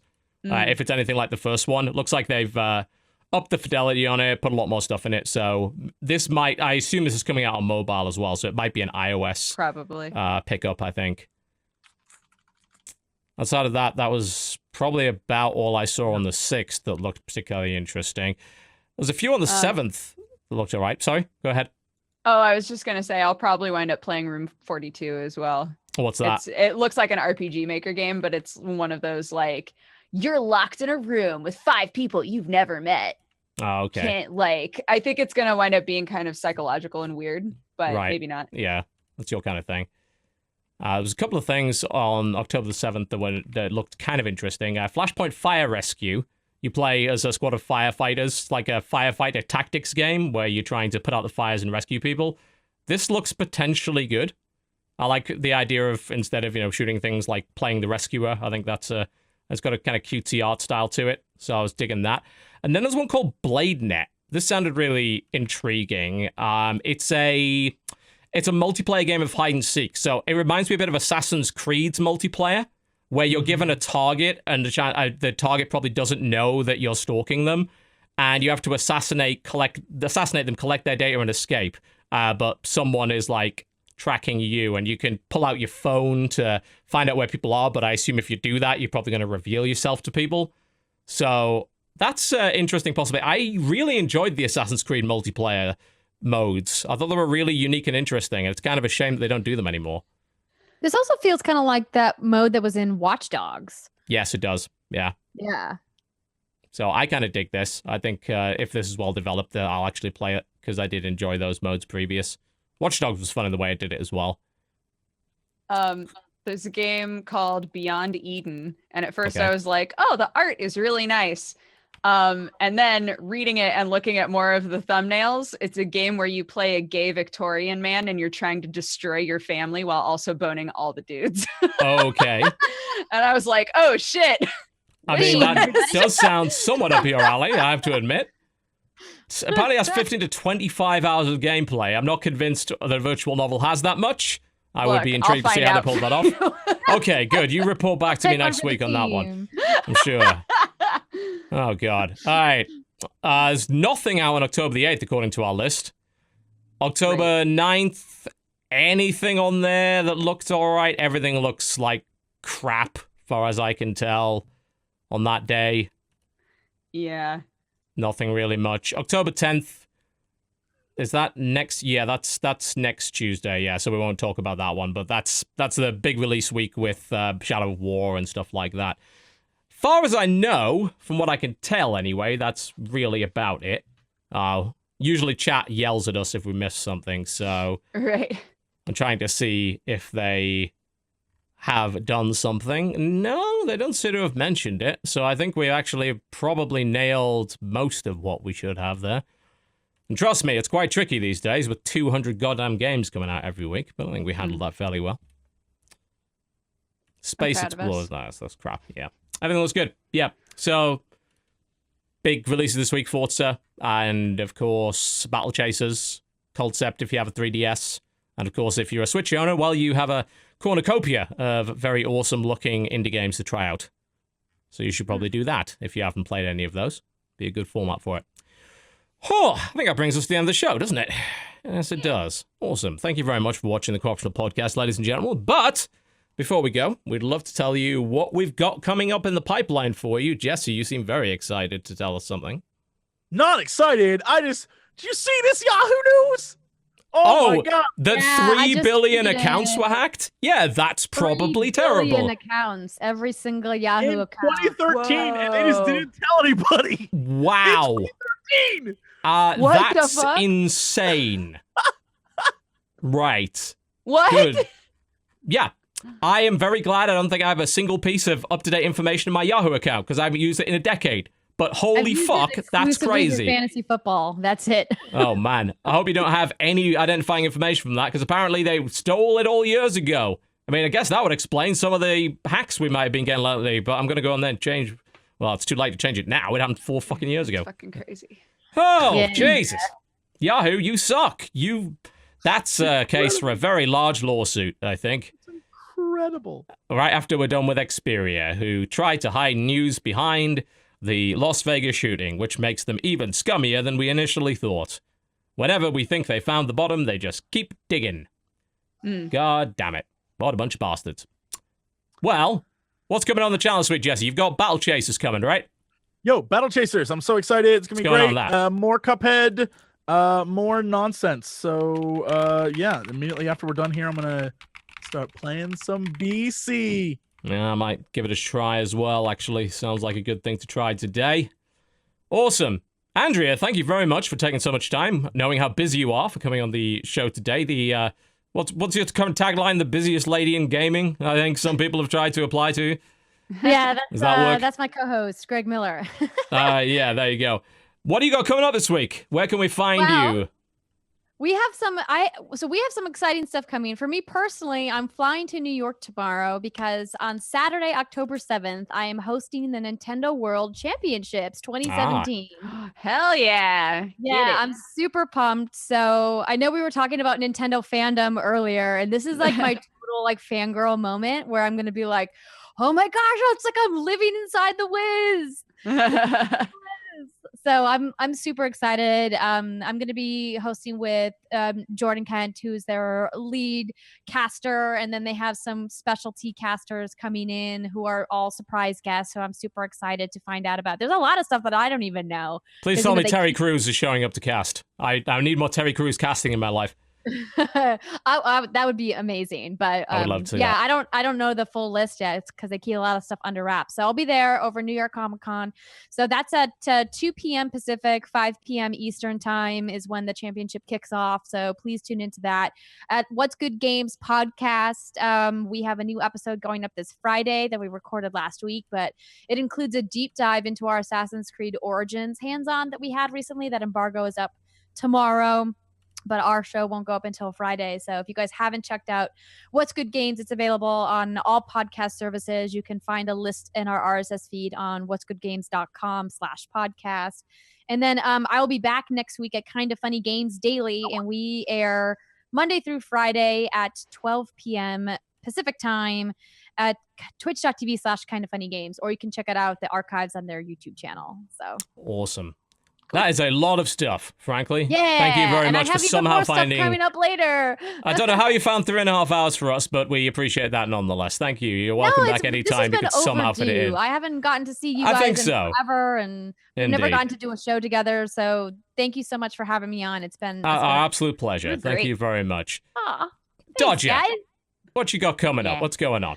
On Thursday, Jesse and I are continuing with the letter on stream, so that'll be super fun. Very, very soon, we're going to be officially launching the coffee company. So if you guys aren't aware, I've started a coffee line. It's called Dodger Coffee Co., and you can find it at dodgercoffeeco.com. We're really, really excited. We're really proud of it. Everything's coming together super well. So the launch is going to be awesome. We're going to start shipping and fulfilling right away. So, that's been occupying a lot of my time, but yeah, I stream a lot. I'm going to be hopefully beating Cuphead in the next couple of days as well. I don't believe that for a second. Dude, I've gotten to the final stage of the devil. I know what I need to do. I just gotta like zone the fuck in. So it's gonna be like a Sans fight again, isn't it? It's gonna be 6 hours of this. No, this doesn't even touch Sans. This isn't even remotely close. Oh man. Yeah, but come hang out sometime. That's all. Cool. There'll be stuff coming up on the channel this week, no doubt, and live streams and all that sort of thing. Looking at, oh god, probably quite a lot of things. Hob, certainly, Battle Chasers will definitely be on the agenda. I may finally get to the stage where I've played enough of Total War Warhammer 2 to actually put out the video on it. I don't know how many hours you should put into a game like that before you put out a video, because currently I'm on like 40, and I feel like I'm still missing a bunch of stuff, so we're still going to be digging into that one. And you may find me randomly showing up a Nerd Cube stream, because we've been on a bit of a binge playing old school RTS lately. We played Supreme Commander yesterday. It did not go well for him. And I think we're going to play the Star Trek Armada 3 mod for Sins of a Solar Empire together at some point in the not too distant future. So that should be pretty cool. As for the announcement of what I've been working on over the last year, we're still not there yet. Hopefully within the next couple of weeks, I will be able to show you what we've been spending a year on. That would be pretty cool. And I think that is about it, really. Just keep an eye on the Twitter feed for new videos. Keep an eye on the Twitch channel. Make sure to click follow if you want to know when we go live. We do have a tendency of showing up at random. Don't really have much of a schedule outside of the podcast.